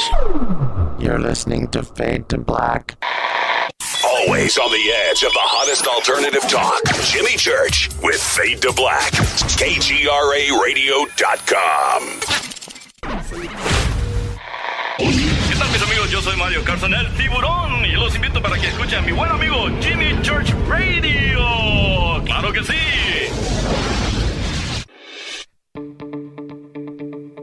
Hurricanes, earthquakes, wildfires. This year we've experienced more than our fair share. This is Jimmy Church of Fade to Black, and last month I decided to make sure my family does not have to worry about food should we get caught in a real emergency situation. Introducing Numana, a healthy, storable product that tastes so good that you'll want to eat it every day instead of just during those times of duress. All Numana products have a 25-year shelf life, are MSG and GMO-free, no preservatives, and are made in America. With the Numana pack in your home, you'll be able to sleep at night knowing that you've protected your family. Not only have I tasted and tested, I own it. Now you can too. Just click on the Numana banner on JimmyChurchRadio.com and use the promo code Jimmy when you order. In addition to a discount, we'll send you an autographed Fade to Black t-shirt. Seriously. Go Beckley Tappy.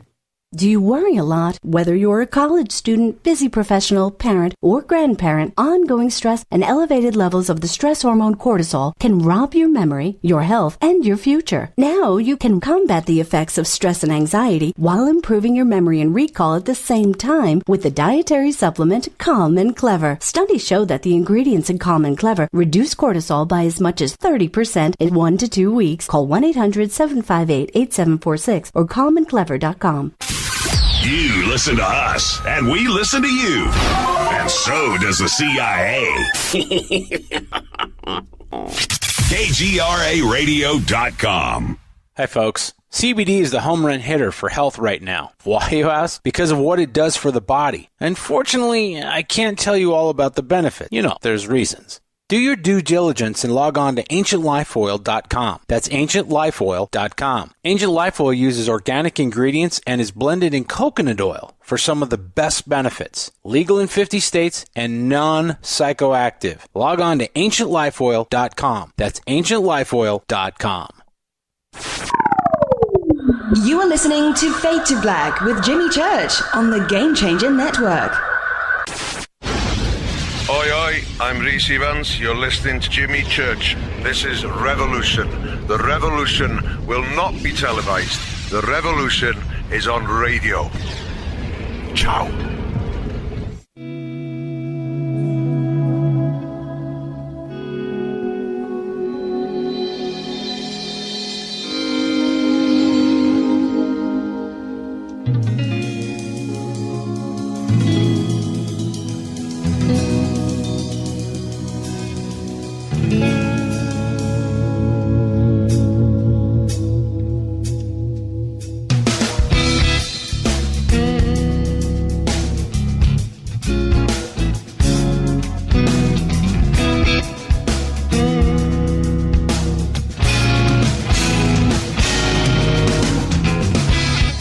Welcome back. Fade to Black. I'm your host, Jimmy Church. Our guest tonight. Are you ready for this? Psychic profiler, Robbie Thomas. And we're going through his, it's hard to, Robbie, before I get to this segment is a Fade to Black is probably brought to you by New Pharma.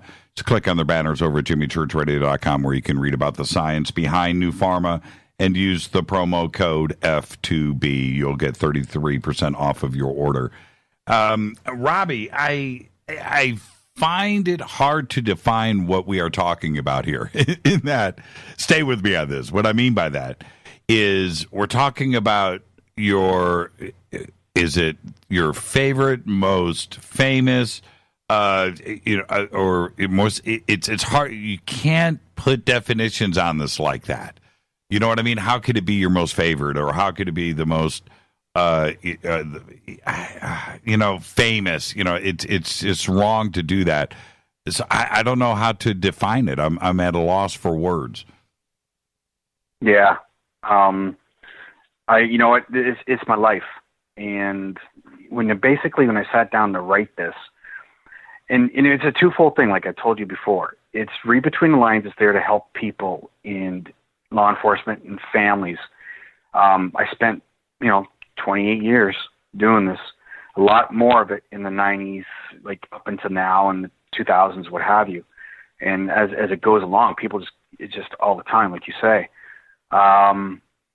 Intriguing. That's the word. That's a safe word. That's a safe word here. Okay, I feel better now. It's wrong. It's wrong to say sensational. There's families that are involved here. It's wrong to say popular. It's just not right. But you know what? Intriguing. There's my safe word. Let's go with that. The most intriguing cases. Now, what the one that I would like to discuss next, and then I'll let you do the next one. But the missing lady case, the bus. Now, just like Cecil, you wrote Cecil down, and at that point, I think not only law enforcement but everybody that's involved with this would say, okay, the man's got a gift. We need to recognize this, and here we go. Proof is the wrong word, but the bus, the missing lady, unbelievable case. Unbelievable. Just unbelievable, beginning to end. Tell us about it. Yeah, I worked a case before with Andy in Kentucky, the double homicide. So Andy knows my work, and I met Andy at a paranormal convention in 2007, I think it was, and he was in law enforcement, and so we got chatting because he likes the fact that I went through to be a cop and what I do now. So one day the phone rings and he goes, Rob, I need your help again, and this time it's a lady missing, endangered elderly lady. She went missing from Florida. Trying to remember the town he's from. Kansas City Police Department's where he's from, but it's like, I want to say Pensacola. It's not Pensacola. Pinellas County. That's it. So, Andy gives me the MO, and I said, well, send me the file over, and I'll take a look at it. I don't need all the description. I just need her picture and just, a little bit. So he did. Calls me back. I'm talking to him on the phone. I'm going through certain things. Then I'm texting him. And I'm calling him, and I'm texting him. We're going back and forth. What I like about this book, too, Jimmy, is the fact that all the validation and all the credential of everything of all these cases, you get the text messages in there, you get the emails in there, you get the testimonials from all the police, the families. They're all tied to every case, so it's all the writings on the wall, black and white. So we're doing that. We're doing the texting. And You're in Canada. I'm in Canada. Right. And he's in sunny Florida.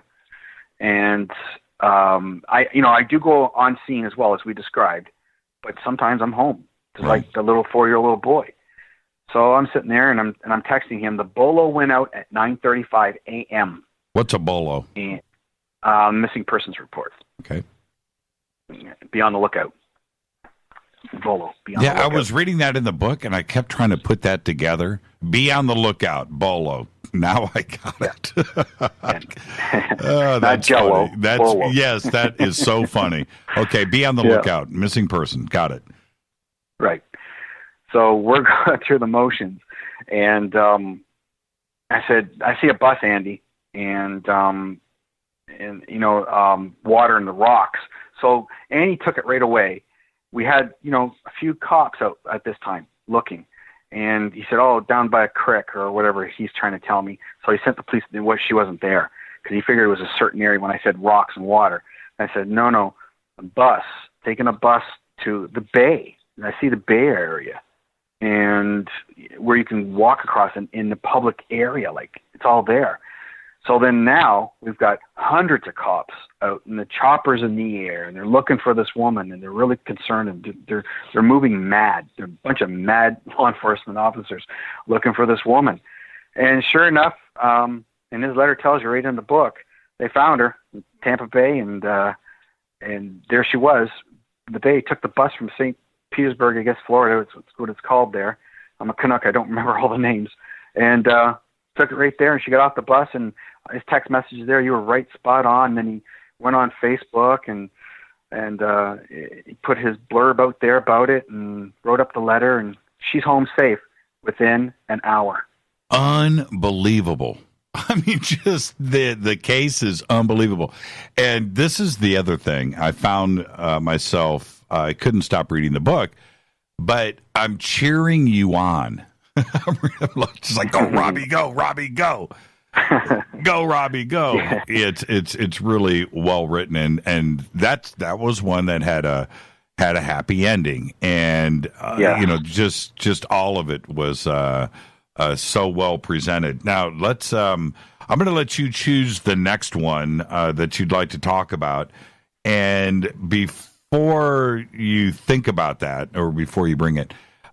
For you, the one that you're most proud of, where they all seem to have come together, but the one for you where you went, okay, that was a good one. Yeah. The start of my psychic justice tour, I wanted to start out with a big bang, if you will. And is this at the Imperial? Yeah, this is at the Imperial Theater. Right. So this man goes missing in 1996. And this poor lady calls me up, and she hears that I'm going to do this, and would I help her out? And I said, well, I'll tell you what. I'll pull you on stage. I'll read you on stage in front of the audience, and you bring law enforcement tied to the case there, and we'll try to find your husband. She said, okay. She agreed. So months of preparation went into the effect of getting all this done to the show, very first show. So she's there, and I gave her homework prior to the show, and I said, I want you to talk to the Ontario Provincial Police Officer who you were conversing with, which is like state police in America, to get a hold of, out west, RCMP officers, which is like a little higher than your state police, like federal kind of. And she did. She got what I wanted, the information. I said, now you hang on to it. Don't tell me before the show. I want to do it on the stage live, so it's all raw. So we get her up there, and I said, what did you find out in the information that I told you to do? She goes, it's a matter of privacy. I said, what does that mean? It's a matter of privacy. And no, it's packed theater, and the light's on us. And she goes, it's a matter of privacy. That's what they told me. And all of a sudden you hear this voice go, and that's what they told me too. And I look out in the audience, and the light from the stage went onto this beautiful little lady sitting in, 15 rows up. And I jump off the stage. I take the mic, and I hand it to her. And I said, could you repeat that? She goes, well, and here's the kicker. That was the mom of the man who went missing. She now is not friends with the lady on stage, who is the ex-wife or ex-daughter-in-law. And she says, it's a privacy issue. So it's a matter of privacy. It's a privacy issue. She says, that's what they told us too. And I said, oh, so that you're doing your investigation. She goes, I wanted to come here to find out if you could help me too. And just, she didn't realize that the daughter was on stage. So the backstory of this is that they went and talked to another psychic. And the psychic said to the family, he's dead. He's buried behind a jail along a fence line in Mexico. And don't bother looking for him. You won't find him. And they were told this for years. 1996, 2010. Here they are. We found him where I said to find him. British Columbia, Canada, in the Delta region. And they found him. He was working in a cement place. He was working motors and doing cement stuff. And they found him out there. Now, there's some other parts to this, too. Well, I want to save it for the book, but... Yeah, that's what I'm trying to do, too. Yeah, okay, but disclose this. When he left, what did he leave with? He wasn't the nicest kind of fella. And he left with 2 broken arms, and one hand he carried was a bag of money, and the other hand he carried was cocaine. There you go. Now, I'll leave it for everybody. Just go and read it in the book, because it's so well written. It's unreal. Now, this psychic tour, did you I know that was part of the plan to have people come out and you would, help assist. That's a great thing. But did you have any idea that you were going to have these kind of successes on the road like this? No, because, I can't guarantee anything in life. I'll tell you straight up, nobody can. And I tell every family that wherever I go or who calls me, I'm straightforward. I can't guarantee you we're going to try our best and this is what we're going to do. And it was successful. We went to Toronto and there was a major producer from the BMT Much Music showed up and he was watching me read 2 families there. Very horrible case where a girl hung herself about maybe 100 yards from the police station by Toronto. It turned out her ID was strewn all through the park area, making it look like she committed suicide. But she was so little that she couldn't stand on the swing and put the chain around her neck, where it took a man to hold her and put the chain around her neck. So it was her boyfriend. We went through that all the way to Iowa. One individual, we went down to, I'm trying to think of the town in Iowa, Sioux City. Sioux City, yes. And right. And so we had the mayor there, we had the police, and I was doing 2 cases. And this one lady, her daughter was a rock guy. He was going to be a rock. Here's a couple of cases I've been on too with rock stars. Here's a rock guy doing his thing, movie, video, whatever, and the daughter got overdosed, and he was feeding her pills and stuff. Well, witnesses saying alibi and whatever to get him off. And I'm explaining certain things that went on in that room that I didn't know because they kept it all quiet. And I looked down as I was explaining. I looked over to the detectives, and you could tell the one detective, she was really hard-nosed. She just staring at me like, through me. And then the gentleman, she's looking at him like, how would he know? And it was amazing how it all correlated and fell into their lap because I was just confirming what they were going on. And then Jody Huisentruit. Here's a huge, high-profile case. Jody Huisentruit, news anchor woman from Minnesota area, Iowa area, went missing. So I have on the phone Gary Peterson, who is licensed throughout the United States as on-scene death investigator, one of the lead best for the United States. He travels all over the United States at catastrophes for Red Cross, everything. And I got to know Gary. So Gary is the head guy in this case. And I got him on Skype, and I'm talking to him, and the audience is listening. And I said to him, everybody only knows about one guy, one vehicle, and not an area. And I drew my sketches, the area of a bridge, and then there's like water, and in between there's like a grate, a steel grate. And I said, there's 2 cars. She was being watched by 2 cars and 2 guys. And he says over the Skype, he goes, nobody knew that. And he goes, you're absolutely right. He says, we've kept that quiet. And so I know the case isn't solved at all, but that just lent to them confirmation of everything else. And there's more stuff I did say that got very pertinent for him in his case. Well, where is that case today? I remember when she went missing. I remember this. Right. The most I know about it is when I left Iowa and I told Gary. I spoke to Gary briefly because I brought him on the television shoot with America's Most Wanted filmed me in my new pilot for Psychic Profile, the TV series. I brought him on for another case as an expert going over autopsy photos of a little girl who was murdered. And so we discussed briefly, but he did again confirm the things that I told him were right on the button for that case. But now, see, I'm not the investigator, and I didn't get pulled in any further than that, but I guess that just leaves them, it's another piece of thread to their case, and hopefully they can find her or get those 2 guys. But they still got their eyes on those 2 guys. Now, this is what I want to do. I've got an entire list of questions that have come in from Twitter. So at the top of the hour, the next segment. I want to go through all of these. These are excellent questions from the audience. But before we get to that, if somebody out there needs you, do you accept that? Just people contacting you? Yeah, my contact information is on my website with the contact page. Now, people have to understand, things aren't cheap to travel through, to go to places, and police don't fund this stuff. So there's out-of-pocket expenses and things that have to be covered to do this. So, but if someone needs you, you are accessible. Oh, I'm accessible. You just have to get a hold of me through my website. My email is right there.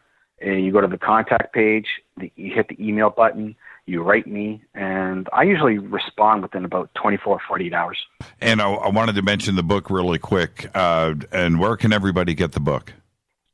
Right now, it's a special signed edition with all the extra bonus material that's in the book we're discussing, only through my office. What's going to go into stores and online, you're not going to have the same bonus material. There's going to be a lot of the pictures from filming of America's Most Wanted that are shot in there. They're coming out, all the other stuff. This is going to be a signed special edition. Okay. And you can go to RobbieThomas.net. RobbieThomas.net, so just go straight to the website. Okay, very simple. And the links are over at jimmychurchradio.com. Everybody just click right there, and it'll take you straight there. How many police departments across Canada and the United States have you, in their Rolodex, if you will? It's almost like when I get asked the question, how many cases have you done? It's up there. It's really up there. I go to a convention and they show up just to come and talk to me and see if I can come on a case with them, like in Ohio or Indiana, the Delphi murders. I went to Indiana, did a convention there, and I think every cop was there pretty much. And then I got an individual who I spoke to the mom, Libby's mom, and that case is so diluted with so many people who are psychics that they haven't gotten anywhere. I feel sorry for them in that. And here's the thing too, Jimmy. You're an officer. I give you a lead or a tip. You have to follow that. So if you have 100 people coming and saying, I got this person and she's psychic, and they bring them in and they give you that, and they get like another 100 people and they give you all these tips. They got to follow all that. They got to go decipher what's good, what's right, what's wrong. Right. It takes man hours and long time. How many psychic profilers are out there? Well, there's a lot that say they're psychic profilers, but how many are there that are of your caliber? Oh, I don't know about the word caliber, but I mean, how many out there? Oh, I've never sat in office with another one. I've spoken with people who say they are. I've asked them for documentation, or do you know this detective that, and they never come up with it. I don't know. I can't honestly answer that. I really can't. I don't know. I know they're out there. It's got to be single digits. That's what I'm thinking. Right. Yeah. Now, and what about? Are there? I don't know about about Canada. Well, in the United States too. Is your information? Is it evidence? I mean, can it be used in court? Only on the way that they claim it as they got the evidence. They can't. I was told this once where they can't say, we got it from a psychic. Right. That's no. Yeah. Yeah. Because if I'm a defense attorney, I'm going to be all over that, right?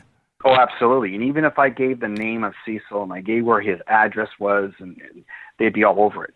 So they have to use it in a different perspective, and how they do it, that's up to them. It's like one time I got called in, the detective says, all I need you to do is show up and sit in the court waiting room. Don't need you to do anything, just sit in the court waiting room. So I did. Sat there, and it was a recess, and everybody leaves, and this gentleman comes back, and he goes, hey, how you doing? I said, good. He goes, so you here for the good guys or the bad guys? I said, I'm here for the good guys. He goes, who's that? And I said, the police. And he goes, that's the bad guys. And he went out the door, went down the stairs, and I hear this footsteps coming up the stairs again, and it's the lady that I was just supposed to sit there, not do anything. She took a look at me. She made a beeline to the courtroom and took the plea bargain. The detective come over to me, and I taught her karate for years, self-defense. And she'd come over to me, Beth Leahy, that's her name. She came over and she goes, "Thank you, Rob. That's all I needed you for." It was the most queerest, different moment I ever had. I didn't understand it. I just sat there. It was done. It was different. Now, what do you do with, have you ever, I'm trying to think of the Tom Cruise movie where he was, anyway, have you ever profiled somebody before the crime? Yes, I have. It was Victoria Stafford's case, a little girl who was missing 2 days before she went. I drew all my drawings, and I profiled a man and a woman. I wrote down that she wanted to prove to him that she could be a mother or useful as a boyfriend. She wanted this guy. And I profiled him exactly how he looked and what have you. All that went to the Detective Brown, and then all went to the family. And sure enough, that guy's in jail. And the woman confessed to murdering Victoria. Now, what do you, okay, in that case, you acted on it. Have you ever, the movie was Minority Report. It just popped in my head. Have you ever not acted on something? I don't ambulance chase because it's a respect for the law enforcement. You know, I've done shows where law enforcement have their own radio programs, Law and Order and all that. And they don't like it when people call in. They really don't. They don't like, because then again, they got to follow that tip or whatever. So I wait for them to call me. And usually, like you say, it's the Rolodex thing. They do call and they do ask. So I have to sit back and wait. It's not that I don't want to, and I try not to watch a lot of news because it's just like it's cumbersome. It's just so much bad on there. And what do you do? We're going to head towards a break here. What do you do to cleanse your mind? It's got to get cluttered, right? I mean, how do you get into the zone? I bring my wife on every death scene or case, and she comes with me. She travels with me. She's my out. So as I'm going through the case, like you and I talking, that's how I'm doing it with her. Then I have my moments. I work out in the gym daily. Pumping iron, and then my other out is I pray to God a lot. And what can you tell us? We've got about 1 minute here before the break. Can you tell us what are you working on right now? Where you are, there's a very high-profile case. I'm on that one with Chief of Police Martha Decker. I'm working with LAPD on this one. It's very strange. The man was in America's Got Talent 2010, and his wife was found murdered at the bottom of the stairwell in the Biltmore Hotel. Really? We should talk about that sometime. Yeah, man. Okay. We've got to take a break right here, so let's go ahead and do that. And when we come back, Robbie, I haven't seen Twitter, and we do this show every night. I haven't seen Twitter quite on fire like this in a long time. So we're going to go, and we do 3,000 tweets a night. You should see what Twitter's doing right now. And wow. I've got a bunch of questions lined up for you. We'll get to all of them, I promise everybody, right after the break. Our guest tonight, psychic profiler, Robbie Thomas. We'll be right back. Hi, everybody. This is Rob Halford, the Metal Guard on JimmyChurchRadio.com. This is KGRA Digital Broadcasting Station. Salt Lake City, Utah. Van Buren, Arkansas. Okay, nurse, let's get this man to the ER stat. Right away, doctor. We see this every day. Heart attack or angina pain due to blocked and clogged arteries. Chelation can remove obstructions or blockages from arteries and help avoid painful and expensive surgery. Now there's Angioprim. It's a liquid oral chelation product that you take with juice. You start to feel the results fast. Angioprim increases blood flow all over the body, and that means more energy and strength to take on the day with less aches and pains. 60 years of research has gone into chelation, and Angioprim is the result. A safe and easy way to unblock your veins and arteries from buildup that slow circulation. Paging Dr. Jones. Please report to the emergency room right away. Log on now for a special radio offer from Angioprim. That's angioprim.com/radio. ANGIOPRIM. Angioprim.com/radio or call 877-882-7221. That's 877-882-7221. So, you love talk radio? Then you'll love TalkStreamLive.com. TalkStream Live is always on, 24/7 with the best streaming talk shows. Find your favorite talkers and discover some new ones. It's free, readily available online or on the smartphone or tablet. Finding your favorite talk shows all in one place has gotten a whole lot easier. Just go to TalkStreamLive.com. Be sure to download the free apps from Google Play or the iTunes App Store. Your contact for current news and trending topics. KGRAradio.com. Hello, Fadernauts. This is Jimmy Church, and I'm introducing New Pharma, a company whose products are based on science. Human function based on the endocannabinoid system, or ECS. New Pharma firmly believes in this science, and their research indicates that support of the ECS provides the beneficial effects for a healthy lifestyle. New Pharma's science includes relief capsules for pain relief, sleep capsules, which are natural support for occasional sleeplessness. Foundation is support for your ECS, and Fit capsules support your active lifestyle. Just click on the banner at jimmychurchradio.com and use the promo code F2B for a 33% discount on all of their products.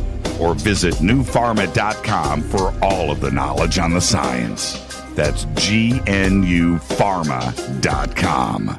Go Beckley Tappy. Did you know that when you're on the road with limited data or Wi-Fi available, you can still listen to every minute of Fade to Black by just calling 605-562-4482. No smartphone, app, or internet needed. It saves your data plan and no extra cost if you have unlimited minutes. Just call 605-562-4482. You can listen to me, Jimmy Church, on any phone, anytime, anywhere. Go Beckley Tappy.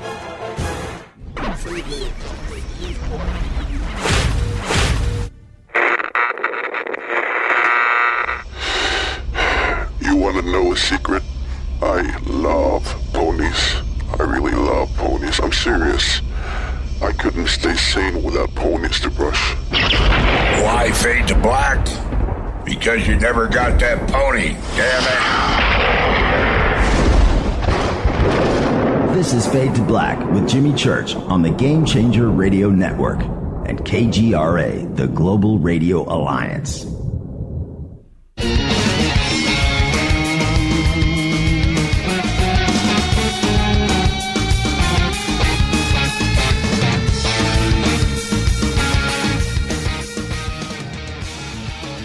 Welcome back to Fade to Black. I'm your host, Jimmy Church, on the Game Changer Network and KGRA, the planet.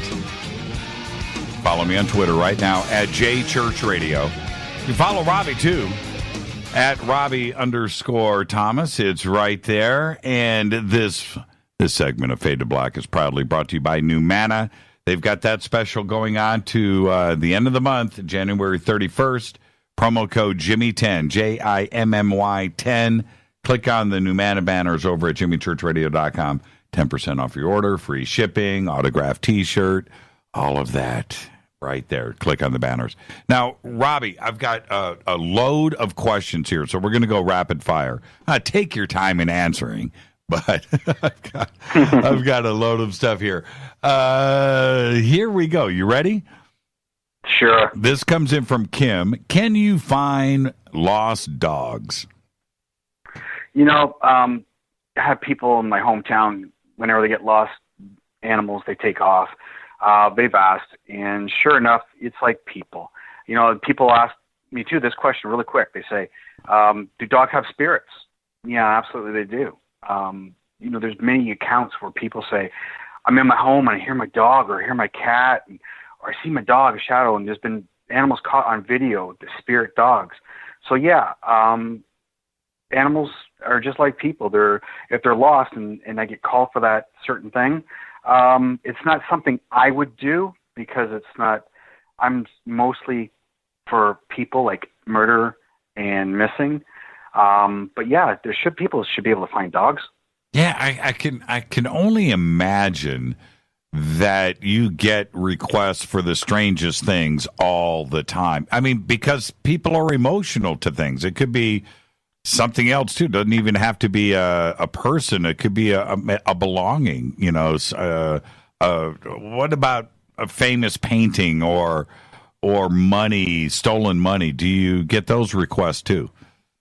Yeah, I did a foreword for award-winning screenwriter Gloria Shepherd. She wrote the story about Brian Jones, the murder of the Rolling Stones. Right. And we found a painting in Toronto that belonged to him. I want to hear, when I bring you back, I want to hear that story.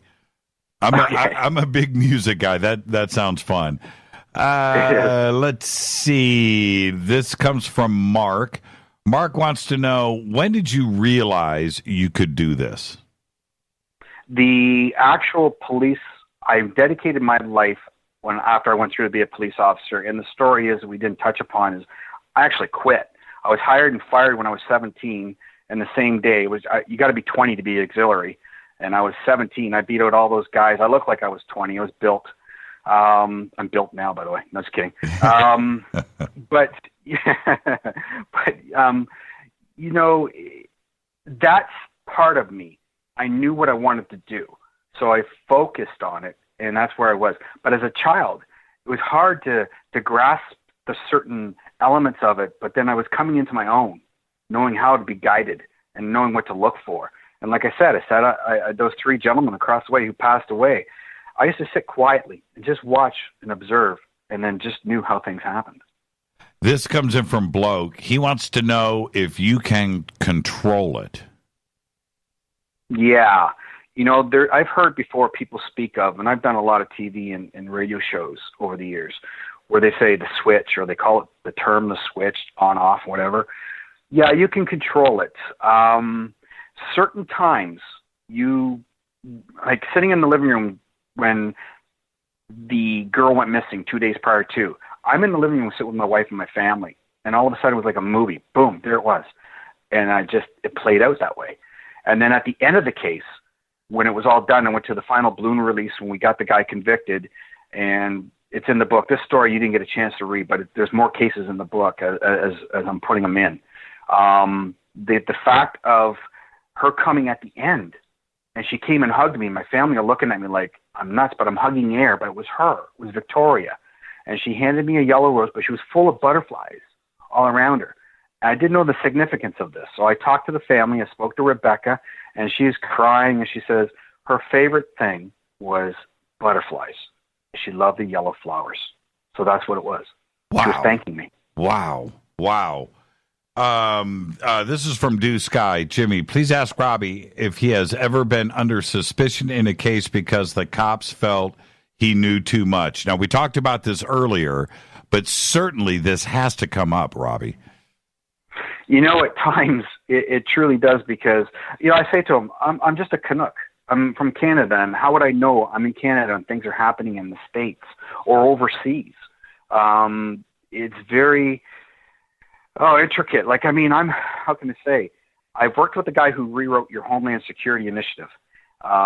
He's actually Mark Tillman, who did the very first movie, It, the casting director. He's his friend. I got to speak to him and what have you, and all this. He lives where you are in the sunny weather. And, you know, it's amazing because I'm doing a double homicide in Butcher's Holler in Kentucky, and he shows up. I don't know how the hell he found me in Butcher's Holler. What do you do? I'm sorry. I feel like I interrupted you, but no. It's just like, you know, like you say, they must think. I'm thinking I got Homeland Security, the head inventor of IBM or whatever, and he's tied in with the police following me. You know, it's really weird. Totally. What do you do to keep it together with all of these murders and dead people? I don't have I'm trying to find the right word. Where you enjoy this, it's the furthest thing from that. But keeping it together is, I just know this is how I am. I've grown cold to it. I've grown really cold to, and I don't want this to sound funny to the listeners. I've grown cold to people. So if I'm going after you, I'm cold to you. And it doesn't bother me because I'm hunting you. And then for the families, I know there's a perspective. You have to be in the right frame of mind for them, but then there's a limit because you have to stop them. And I've been down this way where, they want to call in everybody and they want to get the news media involved. And I write about that in the book too, where you can't do this. There's the good, the bad, the ugly, I call it in one chapter. And it's like I said, it's for informative reading for people to understand. If you want to get the bad guy, you got to follow the footsteps. What do you do to protect yourself physically, spiritual barriers to the bad stuff from the other side? I pray to Lord Jesus Christ. That's my Lord and Savior. I don't pump that out to people or choose your faith or whatever. I respect everybody everywhere. That's my vigilance. And as a physical feature of myself, I like I say, I got my black belts. I kickboxed for years. I work out all the time. So I'm not scared of anything. I got good blue liners all around me all the time. Now, this comes from IPD, and I'm not familiar with this, so maybe you are. What do you think of the dead zone? The dead zone. Oh, during Halloween, I made this. This is really funny. I hope they're not listening. My daughter goes, "Dad, look, there's a stop sign down." And I said, "What?" She jumps out of the car. Now my daughter was only 17 at the time. She grabs the stop sign, throws it in the car, and I go, "What are you doing?" She goes, "Go!" And so we take off. She stole the stop sign. We go home, and it's Halloween, and we painted over, and they wrote "Dead Zone," and I put it up there. They're a good radio show. Oh, with Christopher Walken. The Dead Zone, the movie. Yes, the movie. Yeah, man, it's been a long time. But yeah, right. I do remember that. He had he had abilities. Anyway, won't waste our time on that. But yeah, now I remember. Okay, I thought it was like a new TV series or something, that The Walking Dead. Walking Dead. Yeah. Jimmy, please ask Robbie if a psychic profiler needs to be invited. That is somebody. It's funny. They come in later on to the show and they don't know that you and I have already discussed this earlier. What about other things like the Las Vegas shooting? Okay. Right. Would you get involved in a case like that? And do you have anything to add to that case? No. When cases come close to, here's another thing too, I'm glad you brought that up. When cases come to a close or they've gotten what they've done, it's like it's null and void to me. I don't even bother with it. There's no feeling to it. There's just nothing there. Because then I know then they're done what they've done. If they would have asked me to get involved, thank goodness they got the guy right away. And, they did what they did. And unfortunately, a lot of beautiful people got hurt and murdered. It's very sad. A lot of love to those families. A lot of love to the people who are not with us anymore. You don't want to see that. You really don't. And unfortunately, there are a lot of wackos out in this world. I always tell people you can't stop the inevitable. I always wondered, if I would have been 5 feet a little faster, would I would have saved little Caesar? If I was less, a little bit more attentive to Victoria before she went missing 2 days before, could I have stopped that? Or getting, people who were chained up in the basement. And could I have stopped her from getting chained up in the basement from the human trafficking? No, but I got her out and I saved her life. There's just certain things, Jimmy, that go through my mind all the time, and I replay this. And it's not like I forget about a case. Every anniversary of every person that I've ever done case, I always remember it, and I do. I have this fixation of letting people know on social media that, that today's Caesar Candle, it's his day, and God bless him. And it's just something that sticks with me. I guess that's a part of me, too, letting go. Well, like with the Las Vegas shooter, there has been suggestions that there was more than one shooter, for instance. Right. Or right. that Conspiracy theory. Right. And, he had to have assistance. There was too much, in that hotel room, guns and ammo. and there must have been more to the case than what law enforcement is telling us. Yes, I mean, would you choose? Do you ever let your conspiracy side, draw you into a case like that where maybe you don't think law enforcement is telling the truth? And I know that you wanted to be a cop, but I know you understand where I'm going with this too. Yeah, and I've went after them too. And, sitting in a different case, again, West Virginia area, and I asked the guy, you're going to flip out, I asked the guy, how'd you become coroner? And I got the lady taking minutes. I got the incoming sheriff, I got the fire chief, and I got the coroner there. It was a double homicide. And we're doing all this recording of everything. And he says, well, the sheriff at the time appointed me. And I said, okay. And he said, what would you do before that? He goes, I was a grocery clerk.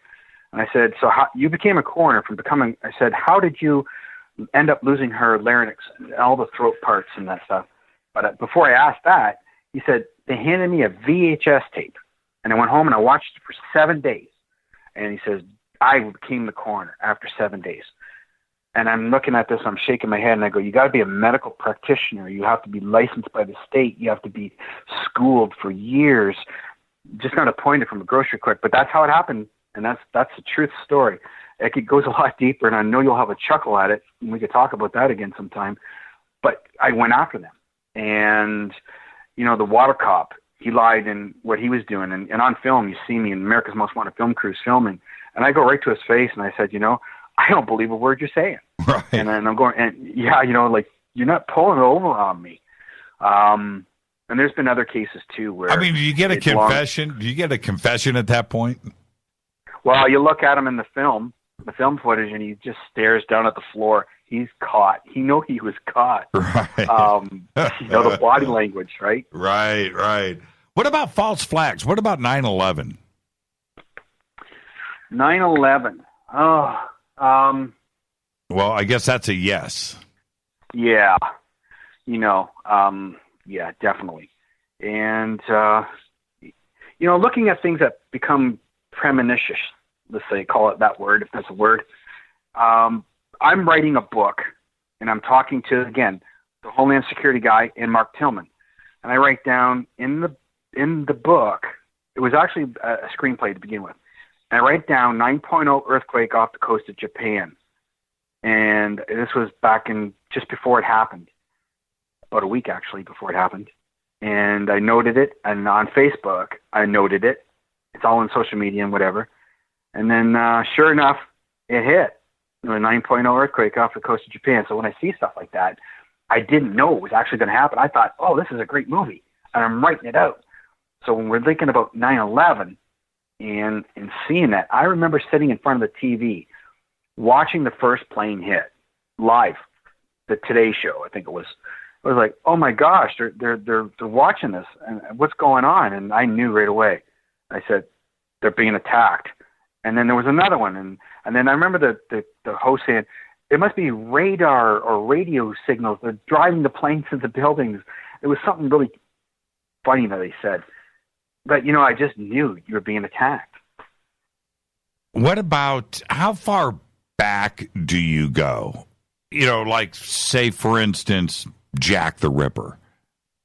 Yeah. Oh. Sex slave trade case, 1974.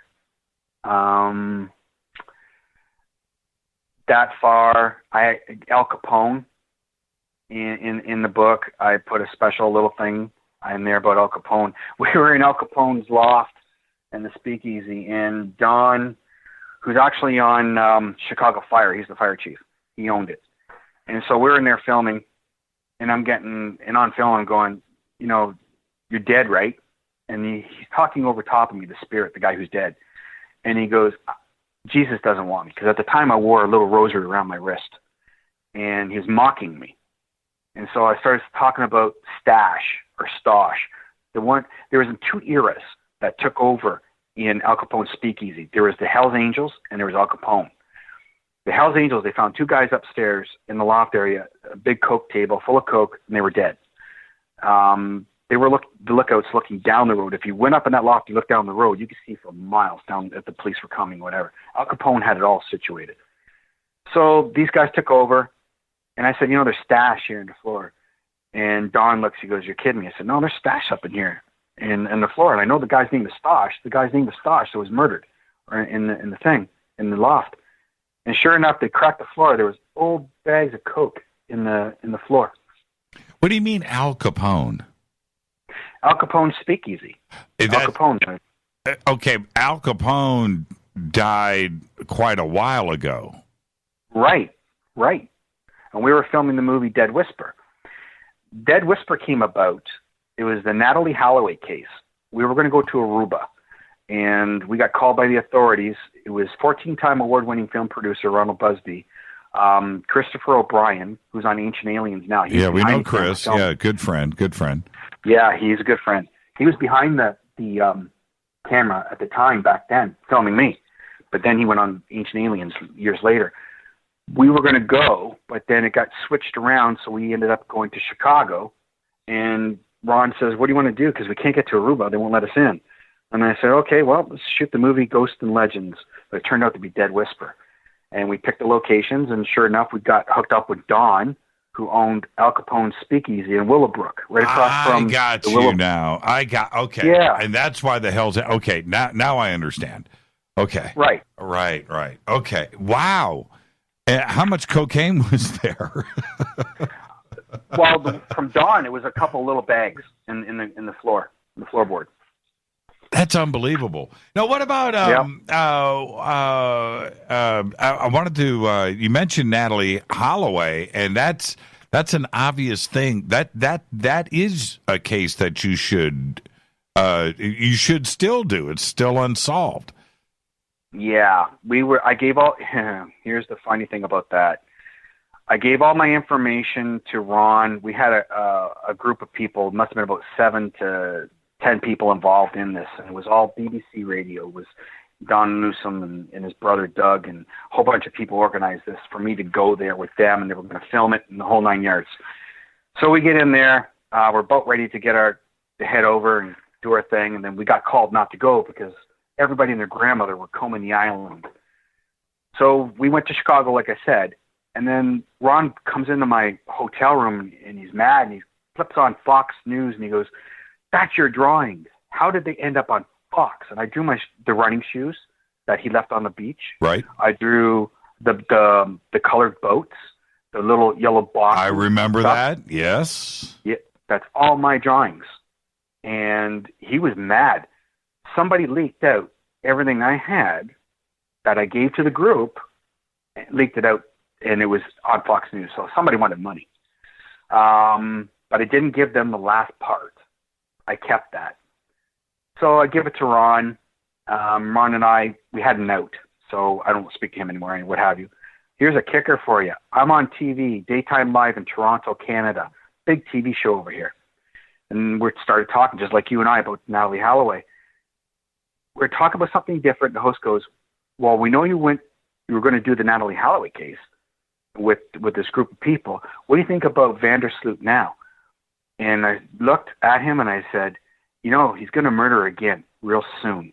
It was 3 weeks later he murdered that girl in Peru.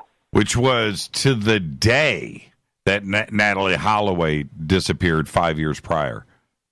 Right. And I find that just disturbing. That's way beyond coincidence. I mean, obviously premeditated. He planned that. Now, what about, and we're almost done here, but I've got to ask you this.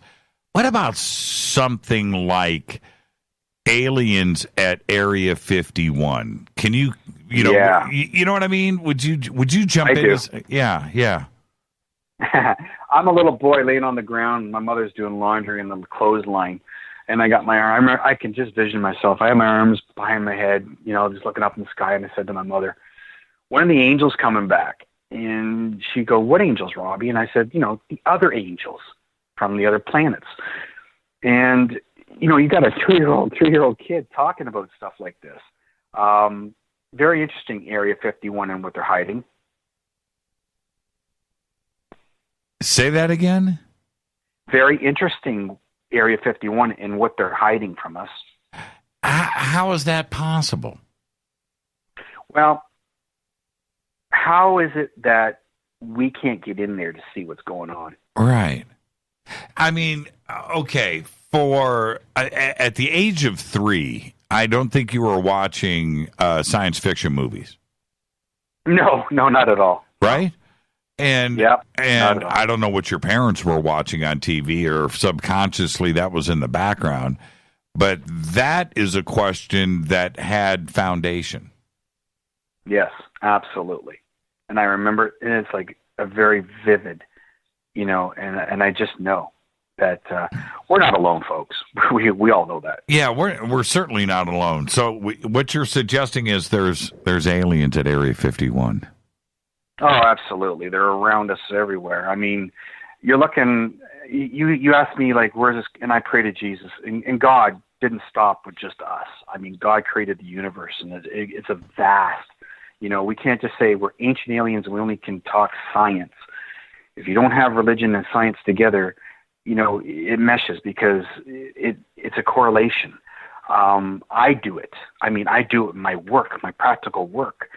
I try to get the significance of the science behind it, and I know that God isn't religion. God is spirit and everything else. But that's the way I work, and it works for me. So it comes from a higher source. It's just not something you pull out of a hat. What can you tell us about the new series? I know that you've shot the pilot. When can we expect that? What's going on? Oh, it was at the Films Festival in France, the Cannes Films Festival, 2 years in a row. When it first came out, Oprah Winfrey had the heyday. I mean, we just got done filming it, and the producers called me up and said, we just sold it. And I said, what do you mean? We just got home. And he said, yeah, Oprah called an emergency meeting. But that was the week that she had her money woes, and she lost $384 million and shelved Rosie O'Donnell and everybody else. So she said, we'll second window you if you sell it like somewhere else. So, luck took it. We waited. And then my partner, Kevin Smith, who was international police chief, he went to sleep one night, never woke up. So I was hurt.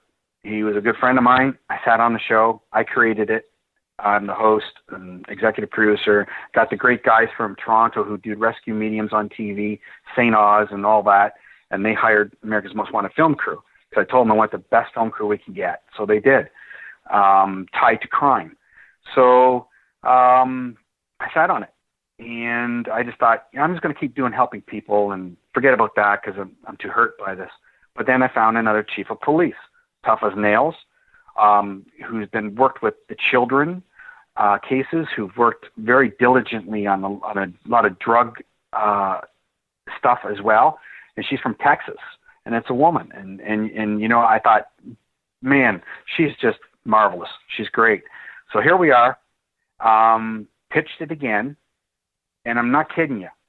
Many networks have looked at it, love it, want it, but there's something wrong that they're not taking it because I think it's too expensive to shoot. I don't understand it, or it's a huge risk. I'm a very risky guy. I mean, I approach these murderers. I'm not scared. Mm-hmm. I don't think they like that, I mean, like I said, I go up to them, I hold the recorders in their face. I don't know if they don't like that. There's something behind it. I don't know. Yeah, always liability and lawyers, man. I can answer that for you right now. Robbie, thank you so much for all that you do. What a fantastic show tonight. And I look forward to getting you back on as soon as we can. Thank you so much. No, thank you for having me. Robbie Thomas, everybody, psychic profiler. Now, Robbie's links are over at jimmychurchradio.com, so you can go straight there. You've got to get the book. The book is amazing. It's a great read. I couldn't stop. I told Robbie today, right before the show, I was like, man, I finished it. And I did. It's a great book. Go and check it out. And he's got some really cool videos over on the site, too, as well. So go and do that. This is Fade to Black. Mario's Jimmy Church. Thank you, Robbie Thomas. I'll be right back and open up the phone lines, and I'm going to close out the show. I'll be right back.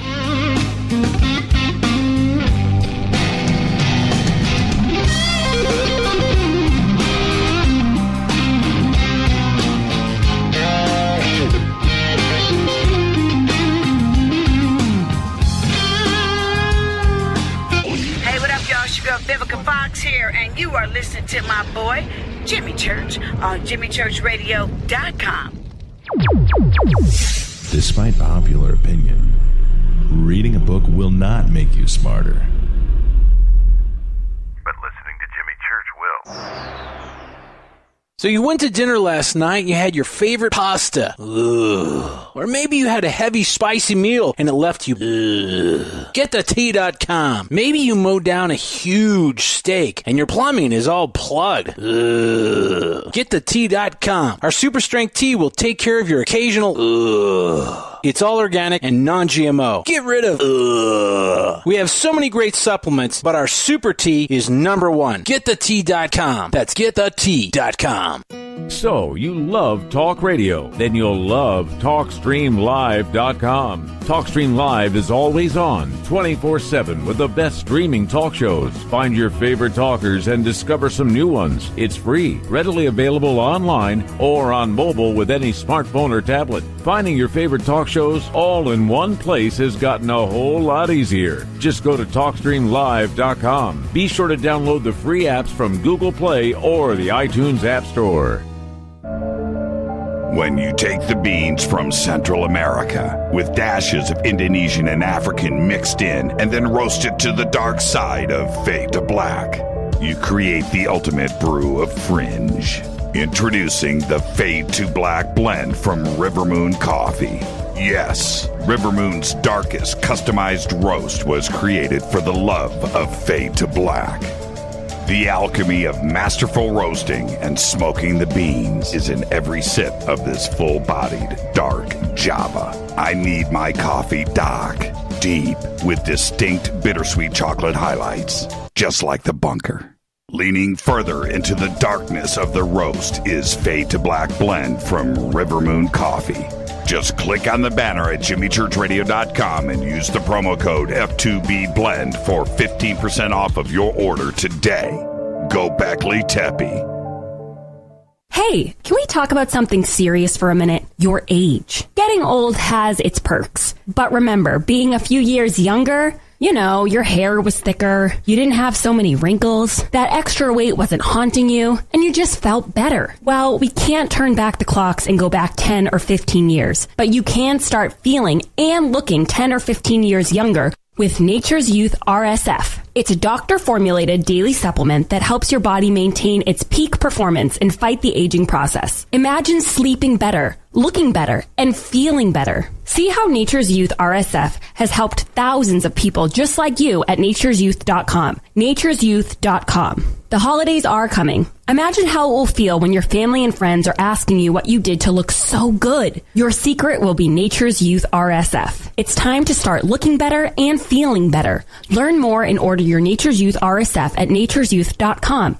That's nature'syouth.com. Erica, Brittany, Gabby, and you're listening to JimmyChurchRadio.com. It's not a lifestyle we chose. We were born this way. KGRARadio.com.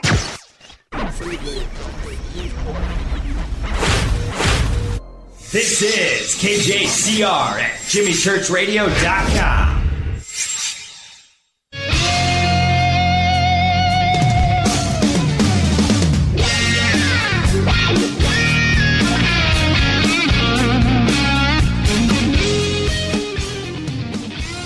All right, welcome back. Fade to Black. I'm your host, Jimmy Church. This portion of the show is brought to you by Bearing Optics. The night vision that we both use and approve right here at Fade to Black. Go and find your very own green chrome balls. Call Alec Hoffman today. All you have to do is mention me because Alec is a fade or not. He is. Everybody say thank you to Robbie Thomas. I'm posting this up on Twitter. That was an absolutely amazing conversation, and I'm just going to bang this out really quick before I get to the phones. And it was a very special conversation tonight. The man has a genuine gift, and so please show him your appreciation right now and go follow and thank Robbie Thomas. Just a great conversation. Now, I started off before I get to the phones talking tonight about 1947. And we know what 1947 is to us, right? We have all of those sightings, Maury Island and of course, Mount Rainier and Roswell and the Rhodes photographs that happened in Phoenix. And 1947, the year of the flying saucer, right? But I'm watching all of these physics and quantum physics and quantum mechanics documentaries over the last couple of weeks. And over again, you hear this reference to 1947. And I'm talking about videos that I've watched with different physicists and, Brian Greene and all of these guys. And they don't know. I mean, maybe they do, but they don't know what they are actually saying. And it happens over and over again. Why? Because 1947 in the physics world, in the nuclear engineering world, in the quantum mechanics world, it was seminal for them. There were so many different breakthroughs and things that happened and arguments that were made and resolved, and that's the way science works. And for them, that year was 1947. It's crazy. It got so out of control. I almost started to take notes. Right? Maybe I'll go back and do that. But I almost started to take notes. It was absolutely amazing. Let's go to the phones. Hi, you're live on Fade to Black. Who's calling? You're live. Hey, Jimmy. Hey, who's this? This is Captain. How are you, sir? Hey, Captain. How are you?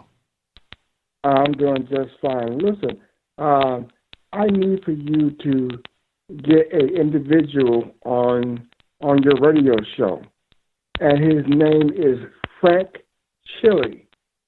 Frank Chile is well known throughout the UFO community. And he talks about Dr. Strange. And I think that you'll find him very, very, very, very interesting.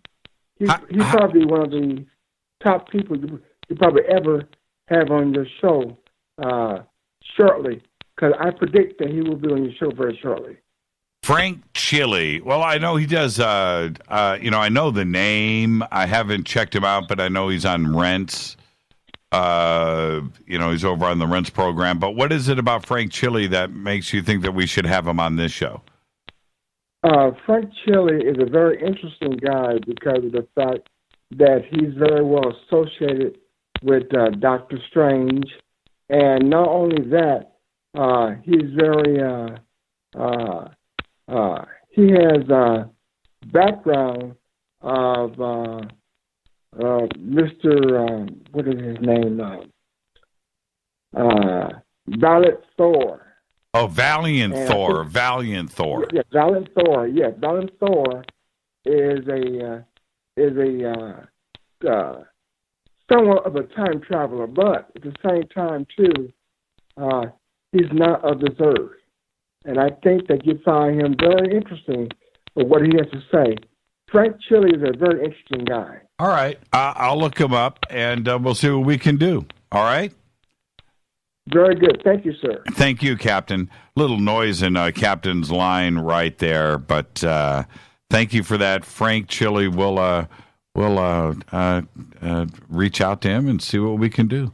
Hi, you're live on Fade to Black. Who's calling? Jimmy, you there? Yep.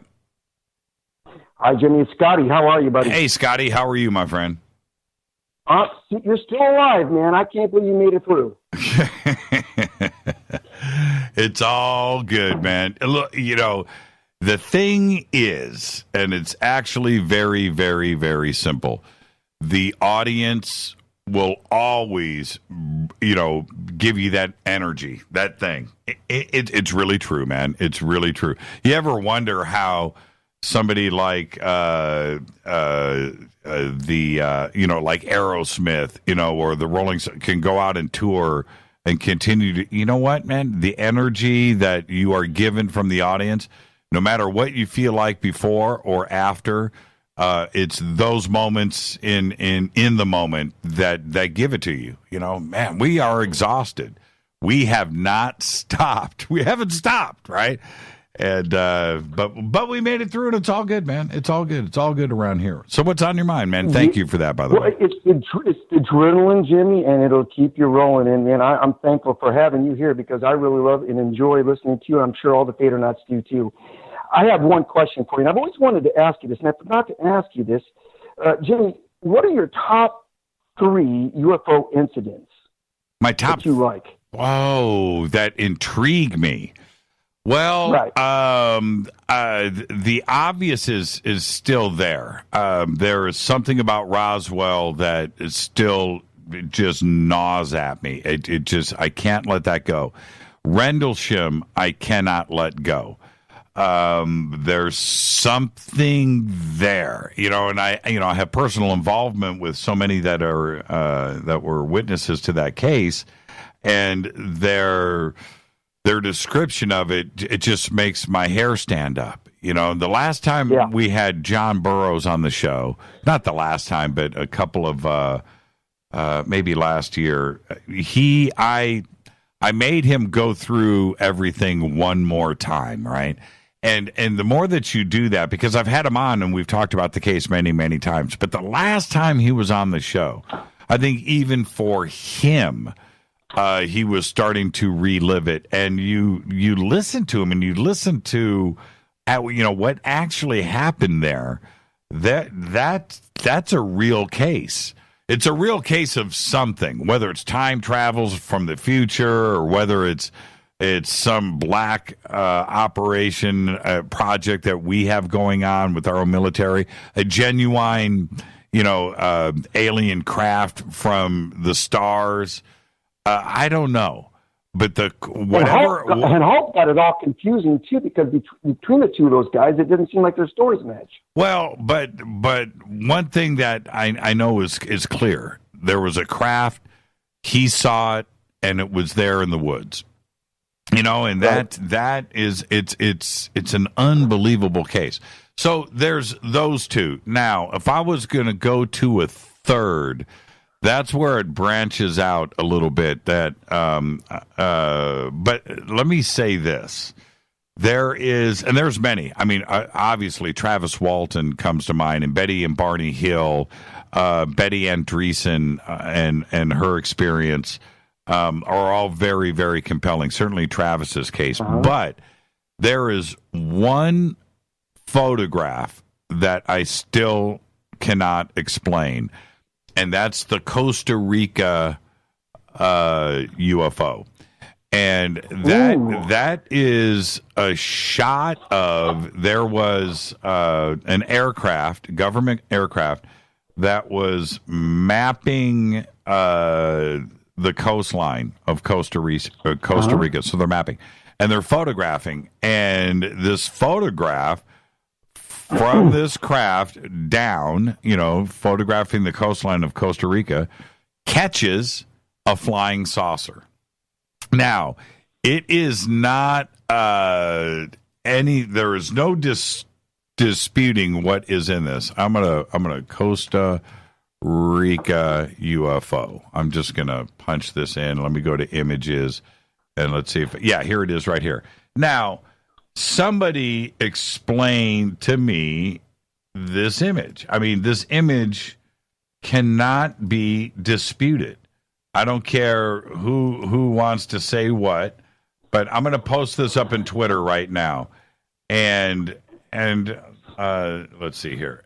And I'll leave it up. I'll leave it up to everybody else. When you look at this, the coast. You like it how I talk slowly when I'm typing. Oh man. Because Jimmy, I got two of yours right. Roswell and Bentwater, but I thought about the Socorro incident. Okay. Now. See, that's the thing. What do you do? What do you do with all of this? Because you start to. Everybody knows, how I feel about. Oh man, where did I? Oh man, I didn't save it where I thought I saved it. Okay. I got you twisted. I'm sorry. Okay, here it is. Okay, Mark Tarana just posted it. Okay, so we can forget about that. Now, you look at that image. Look at that. Now, somebody explain to me that. What do you want to tell me what this is? Now, this is a government photograph. Okay? You know, I mean, I'm sorry, but that's a flying saucer, man. And yeah, who's driving that? And it's big, it's gnarly, it's metal. This, I think the plane. You can go and read the specifics of this case, but I think that plane was flying at like 40,000 feet. You know, it's photographing the coastline, and so that is it's in focus. So is this at 30,000 feet, you know, and if it is, you know, how big is it? It's absolutely massive. I don't care if it's close to the craft. The farther away it is, the bigger it is. Okay. You know what I mean? So, yeah. but you look at that. Now you just brought up, you know, when we talk about, Westboro in Australia, that to me, is one of the most compelling cases out there. Hundreds of eyewitnesses. The Jesse Zamora case in Socorro, New Mexico, is an absolutely fascinating case. And there's other things about that case that back up the evidence. There were other eyewitnesses. There was the family that was at the gas station that saw what they saw. You know, the egg-shaped UFO. There are a couple of photographs that are out there that show something going on in the background that you can see. So there's all of that. So the Jesse Zamora case is really, really fascinating. What else did you mention? It was the Roswell, the Bentwater, and the Socorro incident, and I didn't mention anything else other than that. You mentioned Westboro, Australia. Yep.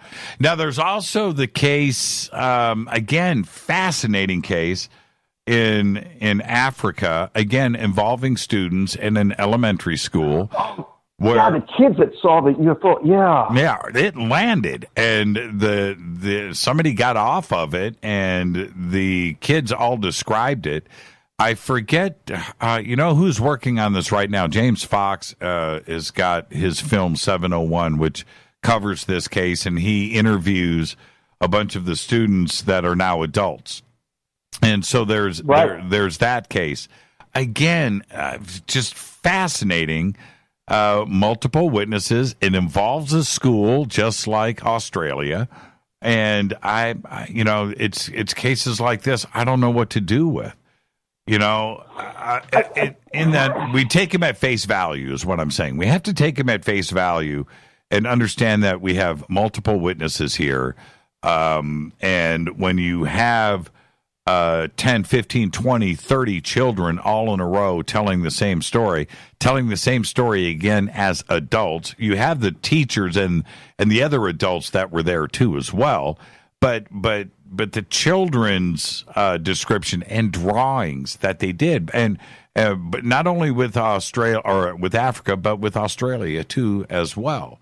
That documentary of Westboro, that you can find on the net. I think it's called Westboro 1967. I could be wrong, but just it's mind blowing, you know. And there's more out there. I could sit here and you know, Cape Girardeau. That's a case that's the one of the first crash retrievals that is on record, and that happened before Roswell. That happened during World War II, and that's a case that still to this day is perplexing. I don't know what to do with it. There is also the famous. Oh man, you know, it's late. I've just been on the air for 3 hours. I'm a little tired. But sorry, Jimmy. I'm trying to think the case of in New Jersey at the reservoir there with the humanoid robot guy. Again, it's just Farmingdale. Is that it? Oh man, See, normally I would. What about the one in Missouri? Which one? Wasn't there something that happened before the Roswell that crashed in Missouri? That's Cape Girardeau. That's what I was just talking about. Yeah, I'm sorry. Yes, you're right. You're correct. I'm sorry about that. Yeah, absolutely. Well, you've got to ask yourself, all these incidents and nothing here that's apparent to anyone that they never stepped out and started talking to anybody.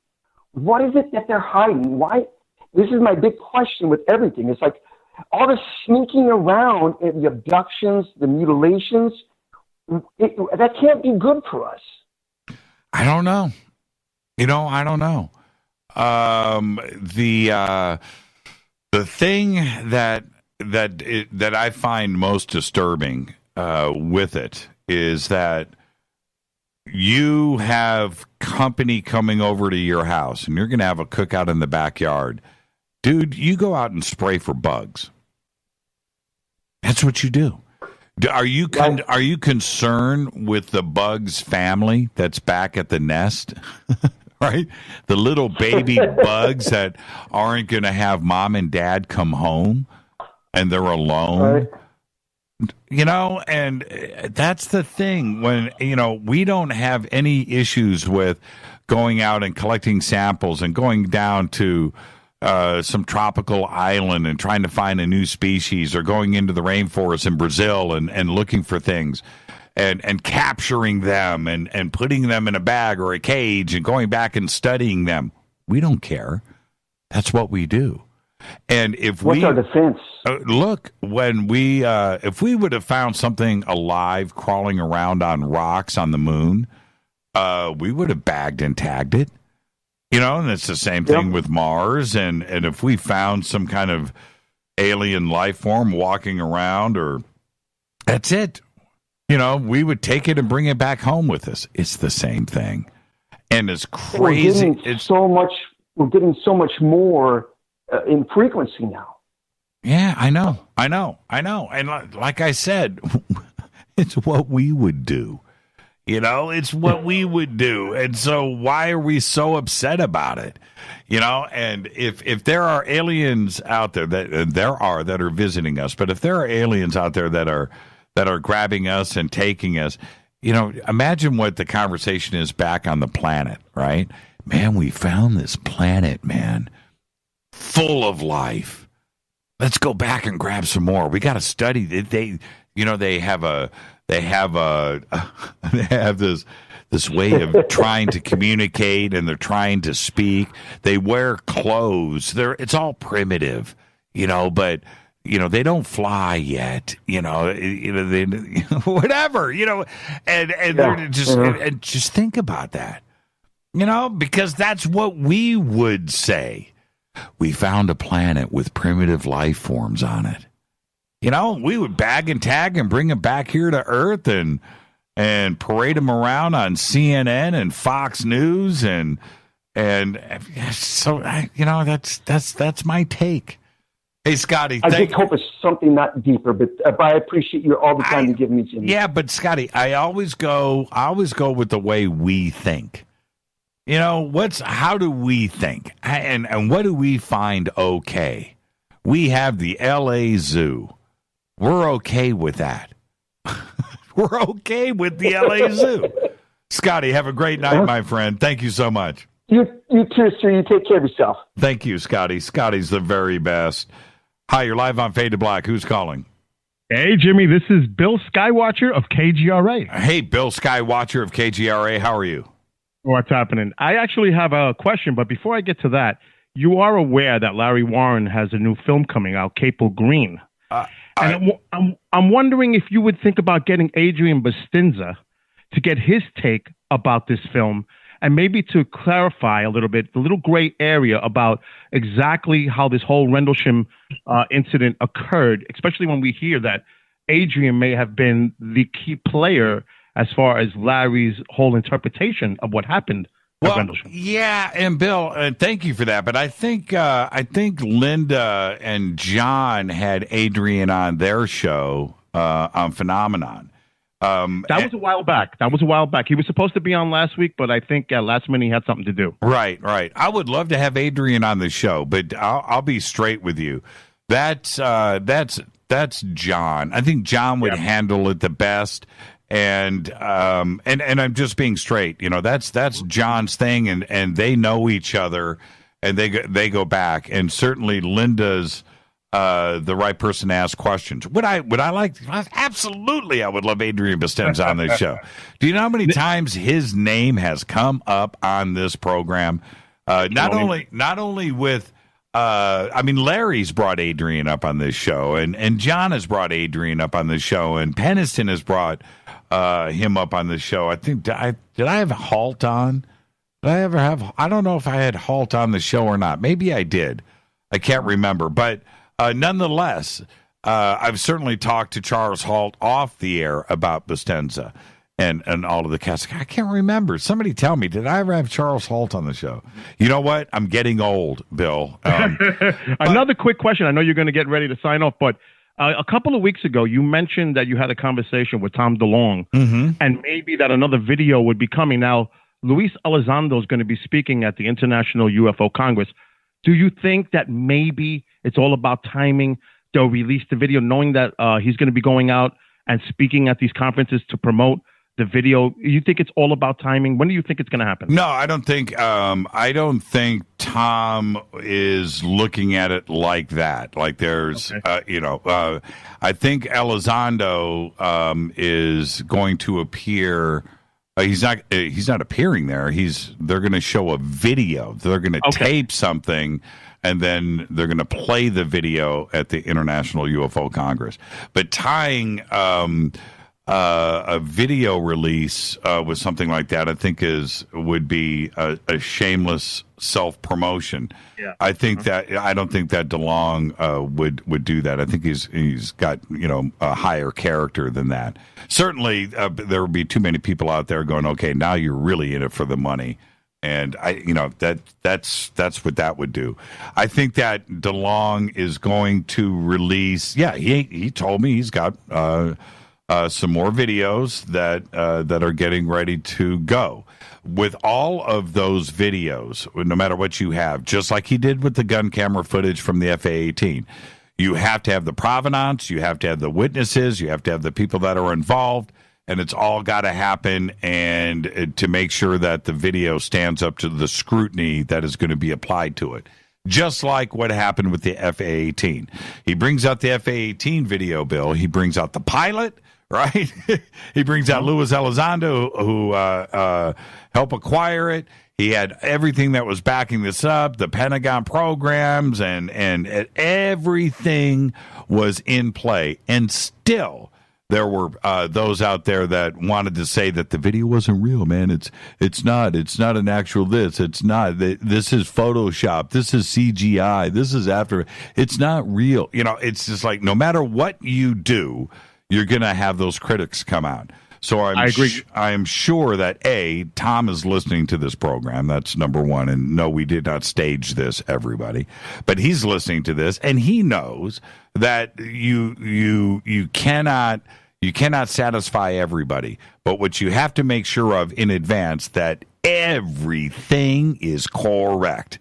Because today, the position that Tom has put him in, everybody is going to vet him, not only and the video and the witnesses, and not only inside of our community, but that includes Fox and CNN and BBC and RT and MSNBC and ABC, CBS, everybody that is going to get involved with this next round, they are going to vet all sources. So you just can't do this willy-nilly. It's just not like we got this new video, let's pop it out there on YouTube and see what happens. No, and quickly before you, I know because you're running out of time, but I'm 20 seconds past. All right, with everything that happened today with the memo, and it looks like it's imploding. Maybe we are closer to disclosure with everything that's going on with the intelligence organization, and you can bet that when you're ready to break out the news, we will be ready at KGRA to put you on the air and get it on. Thank you so much, Bill.